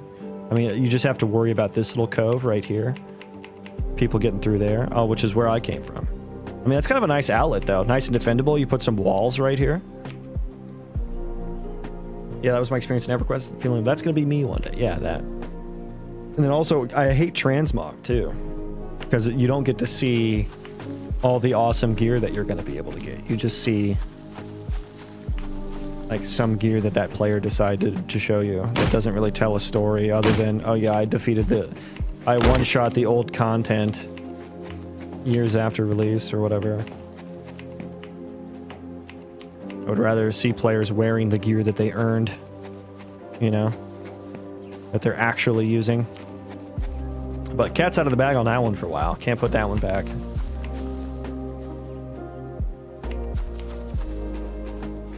It's the perfect example of do what you love in action. Really cool and inspiring work. Thank you, man. You also have that difficulty feeling at max level even when you go to the newbie zones, but your skill and gear creep gives you a slight advantage. Yeah, I mean, it damages the world. Like, sure, is that good for the individual player? I mean, in some ways. In some ways, it's bad for the individual player, but I can tell you it's all bad for the world. I mean, maybe you could say the positive for the world is that there are now more players in the zones.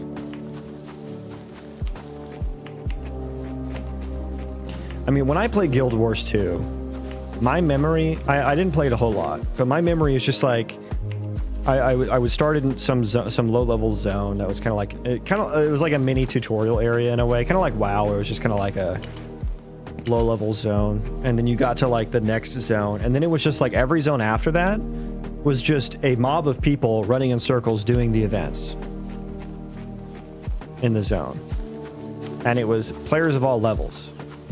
And I, like, when I'm like a level 5 person, I'm killing the same things as like this fucking God Slayer level 60 character running in circles over and over. Like that vibe, there's no RPG there for me. Sure, that's an MMO for sure, but the role-playing part of it is gone. The world has been disrespected.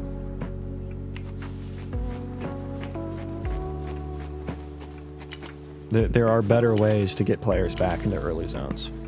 There are better ways to make zones, you know, evergreen.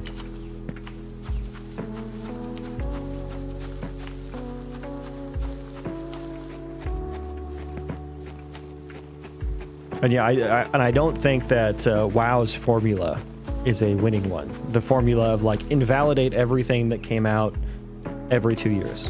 Like that's not a formula with very much longevity.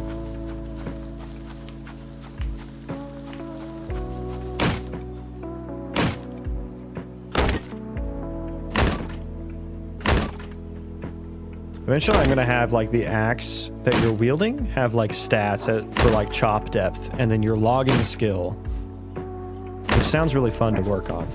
Like skill, I should do that soon. I want to do logging skill levels. Seeing numbers go up is good for monkey brain. Monkey brain feel good when number go up. Monkey brain want number go up. Monkey brain want higher number. Bigger number, more gooder for monkey brain. It's almost like, why do I need to be max level when I can do it on day one? Yeah, exactly. Leveling, like in retail WoW, leveling is meaningless. I'm surprised they haven't just gotten rid of levels altogether. Like leveling from 1 to 60 in retail WoW now is a tutorial that takes 4 hours. Or less if you know what you're doing, I think. And it just reeks of insecurity. I mean, all these live service games nowadays reek of insecurity. Like, they're all so afraid of players not playing their game. I even felt that in No Man's Sky when I played it. Like, they're always like, "Ooh, look at this shiny thing. Oh, no, no, no. You don't want to start. You want to boost a character. You want to come to max level. Come see the cool stuff. No, come check out all this cool stuff we have. No, no, no. That's the old stuff. You don't care about that. Look, I'll give you, look, every day you log in, I'll give you stuff." Like, bro, chill though. Just let me play the game, man. Just let me play the game. Like, you made all this cool content back in the day. Can I just go through that? Can I just experience the world and the stories? No, no, come on. All your friends are at max level. You got to come do that. Like, it just feels insecure. It feels like they're insecure. They're afraid of players. They're afraid of putting friction in front of players. Like, they're so afraid. Like, no, I'll give you a level every 20 minutes. Just keep playing. I promise. It's cool. Come on.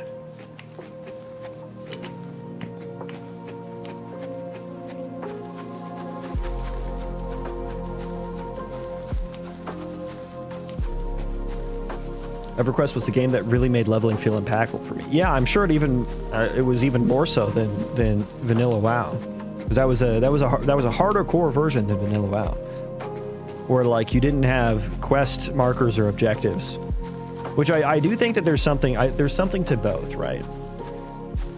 Like, it is nice to kind of be told, hey, this person has a quest for you, and it's explicit, and it goes into your quest log, and it's kind of just like.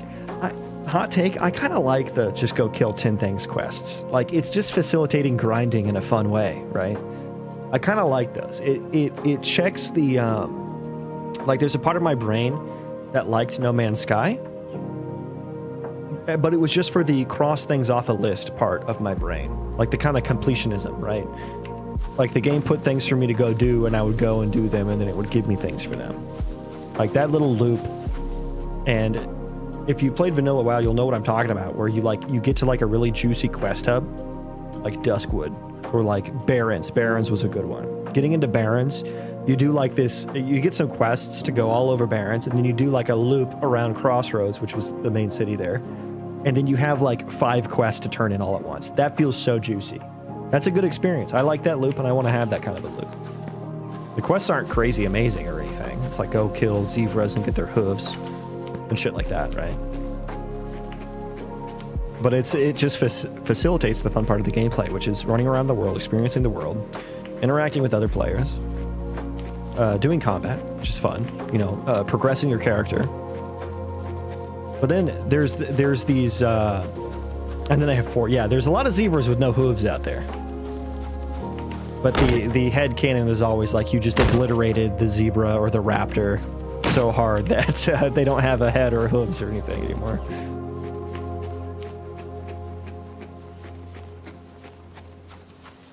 But then on the other side of the coin, you know, you look at something like EverQuest, where it's like, and even one of the new games that came out, Dreadmist, I think. Was Dreadmist the one? Or no, it was Apogea. Apogea was like the one where it's like you have to figure out the quests, and there's like nobody tells you that they have a quest for you, and no one tells you. There's no quest markers on the map to tell you where to go.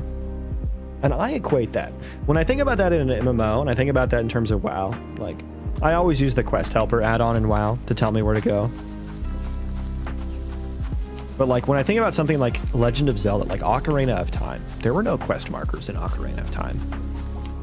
You know? And I look at that kind of a system. Like, I think they both can go together, right? Because what they would do in Ocarina of Time is something like, you know, you'd go up and you'd just kind of talk to someone and you'd see what you were kind of excited to talk to every new person you came across because you didn't know what they were going to say or anything. Whereas in a like a WoW-like MMO, you know, you only go talk to the people that have a quest for you, right? You're not really interested in what they have to say. And you don't pay attention to what they have to say because the quest just kind of tells you where to go. Anyways, look at this little tunnel right into our next zone here. Which, back into Starfall Crag we go.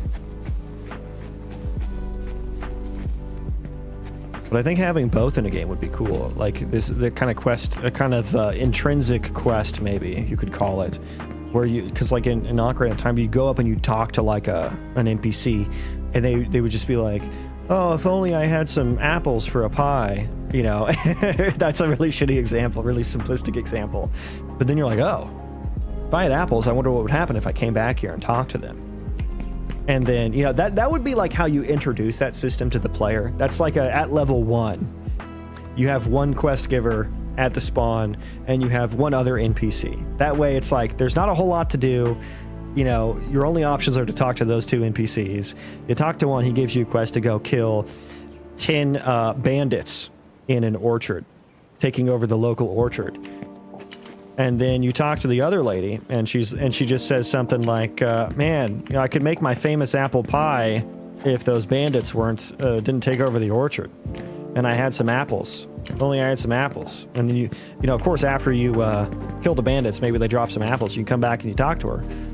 She's like, "Oh, some apples," and then you have an option to give apple, and you do, and then she gives you something in return for it, right? Or it unlocks maybe that unlocks a quest line, you know? Maybe that she gives you a recipe for apple pie. She gives you some experience. She gives you, you know, some bit of information that you need to unlock the next zone or something like that. You know, that's how, like, that's a shitty metaphor for how Ocarina of Time would handle quests. Like, if Ocarina of Time was an MMO, that's what it would be like. It's probably how EverQuest was to a certain extent as well.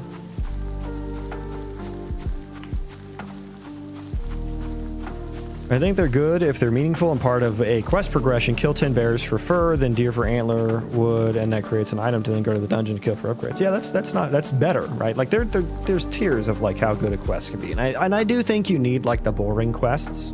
Like I don't think every quest can be epic. Even in a game like Witcher 3, which I would consider probably one of the best, that and like Baldur's Gate 3, or like the 2 best games for like, if you wanted to look at a quest system that was good, look at those games. Even in those games, there's like some, maybe not so much in Baldur's Gate. I think in Baldur's Gate everything is kind of impactful. I mean, but there's some little moments. There's some lower stakes kind of situations.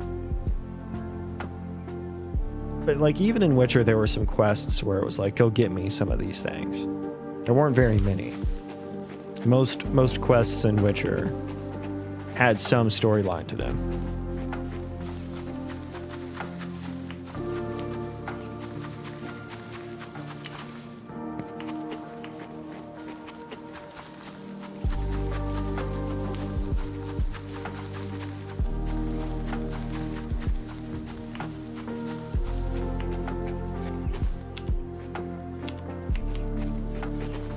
I'm just running around in circles. We're just yapping. I'm kind of surprised this is only using 13 gigs of RAM right now. And just as I said that, it jumped up to 16 for a second. And now back down to 12.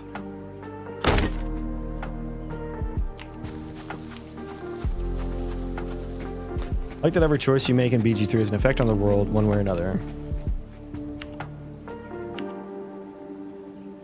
Like most of them do. Some of them aren't. Some of them have that mirage. Like Baldur's Gate, I think they present a lot of options to you, but then some of those options lead to the same thing, and it's just a different dialogue.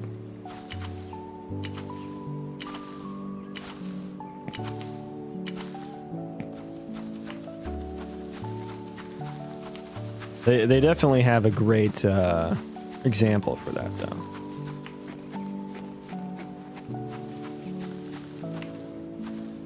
Is that RAM usage something you can optimize still? Asking because consoles can be quite limiting if you ever choose to port. Yeah, I mean, the in-editor RAM is going to be a lot higher. And PCG is the main culprit there. Like, all of that spawned is the main culprit. And PCG just caches like a motherfucker in editor. So I can do like a mem reports. Isn't it mem report? Yeah, mem reports.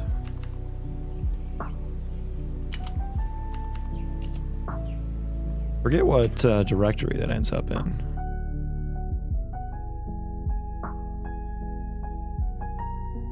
Say my project. Saved. Profiling. Mem reports. There it is. There it is. It's kind of hard to read because like these numbers don't add up to the number. So yeah, I was using 12.7 gigs. This all seems to be like GPU memory. Yeah, what is my GPU memory sitting at?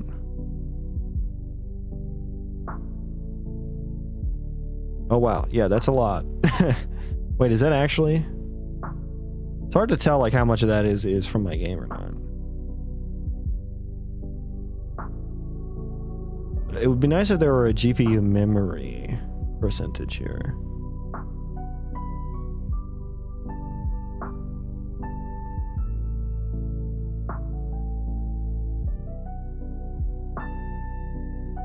It's like RHI memory or some shit, right?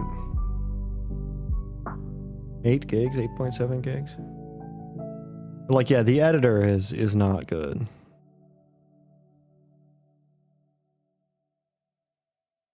At getting rid of this stuff. It keeps a lot around in memory.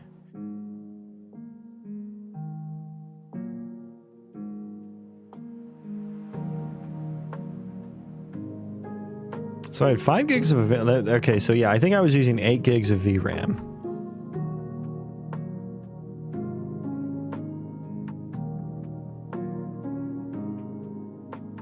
And then this is probably a lot of texture. The kilobytes. Is this like 1.2 gigs or something? Is that 1.2 gigs? 1.2 gigs of textures. So this would be megabytes. Yeah, I think so. I think that's 1.2 gigs of textures, which some of mine are not optimized. Texture 2, yeah, a lot of texture memory. So environment object ISMC. This is actually not too bad. 87 megabytes. That's not too bad.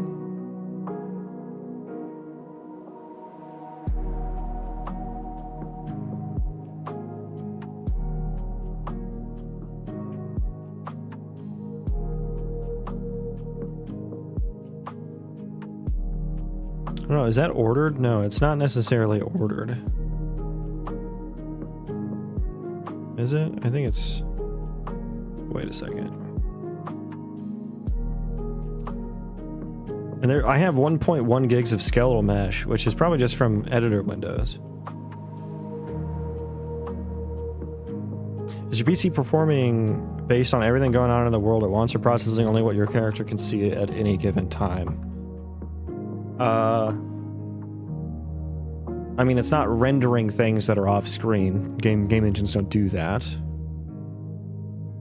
But like those things are in memory.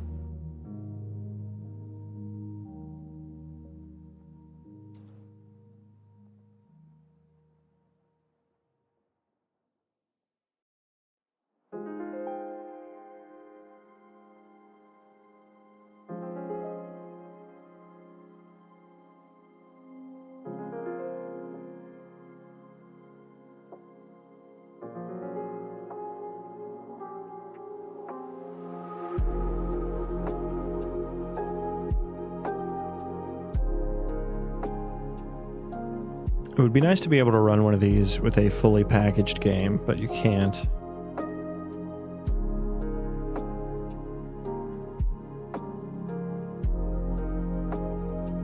Okay, so this is the RHI dump memory. You can? Oh, you have to build from source though, right? I think I did actually look that up. Wow, negative memory. That's crazy. How does that happen? So this says I'm using 8 gigs. I don't... Does that add up to 8 gigs? Yeah, I guess this would be like 4 here. 5. So yeah, I guess that probably does add up to 8 gigs. Nanite, streaming manager, cluster page data, 528 megabytes. Virtual shadow maps. Apparently, it logged the same thing twice. So I hope that doesn't mean it's 2x that. 512 megabytes for shadow maps. 85 megabytes for T Assassin Armor 2 opacity. Yeah, there's some textures that are no bueno for sure.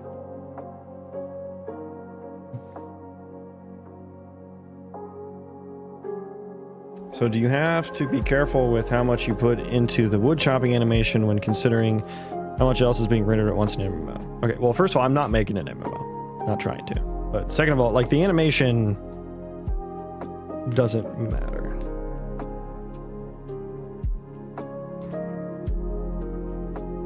You can kind of do whatever you want with the animations. I mean, usually with animations, you just need to replicate them once to the clients. Unless they can be, like, canceled or so. So you just replicate events to clients as to, like, hey, start this animation. You don't need to replicate every frame of the animation, and you shouldn't. So you'd be like, start this animation, end this animation.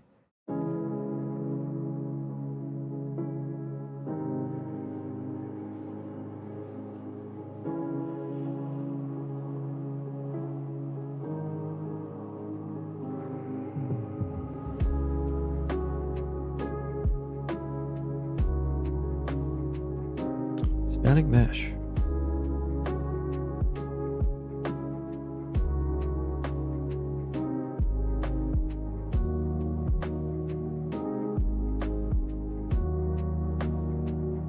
List textures. Oh yeah, I got some 4K textures there. Yeah, that opacity, the armor opacity was a 4K. Oh, there's an 8K texture too. Oh my god, the pickaxe. Dude, the Megascans assets are so fucking egregious. Aren't they? Yeah, all these 8K textures. I don't need an 8K texture for this pickaxe. Why is that even an option? That was like one of the first things I put into the game, too. Like that could be fucking 512.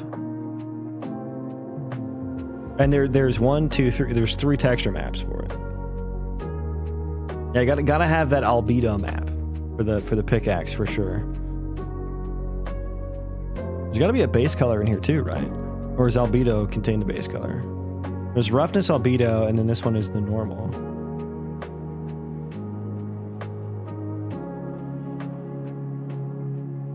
Maybe it's not loaded yet. Also, how is that loaded? I mean, I guess it's because it's in my inventory. But it's something I'll have to... I mean, it should be a soft object pointer, no? I should have had that as a soft object pointer. Oh yeah, like look at all these 4K textures, man. Oh yeah. Oh yeah. Oh yeah. It's all coming together. So many massive textures. What texture sizes do you guys use for your characters in your games? That's something I still kind of need to settle on. Let me see how many megabytes like a 1K texture, a 512 texture, 384 kilobytes. Is that right? I feel like they're a little bit larger than that. You find the largest 512.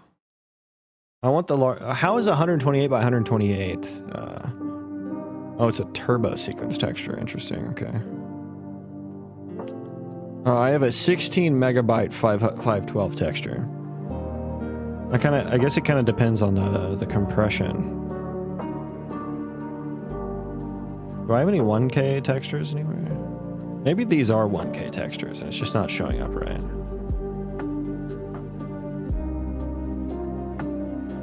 If you want to check mem usage in a package build, you can do that. Interesting. Okay. Okay. I don't think my project packages. Oh, here's a 1K texture. The 1K texture that is smaller than the 512. I mean, I don't know if all are like that. That's just gray. That's just gray ambient. Yeah, maybe that's not the best example.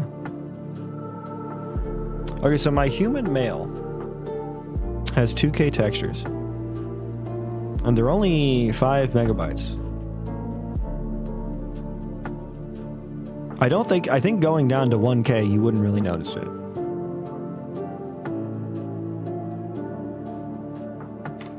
Let me look at the character here. Yeah, I don't think you would notice it. Yeah, I'm lost now. Just.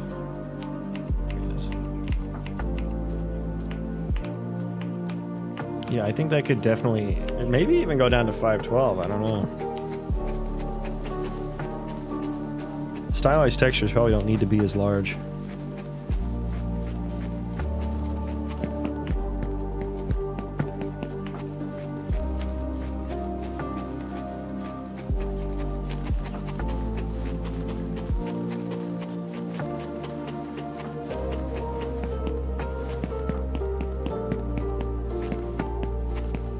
Wow.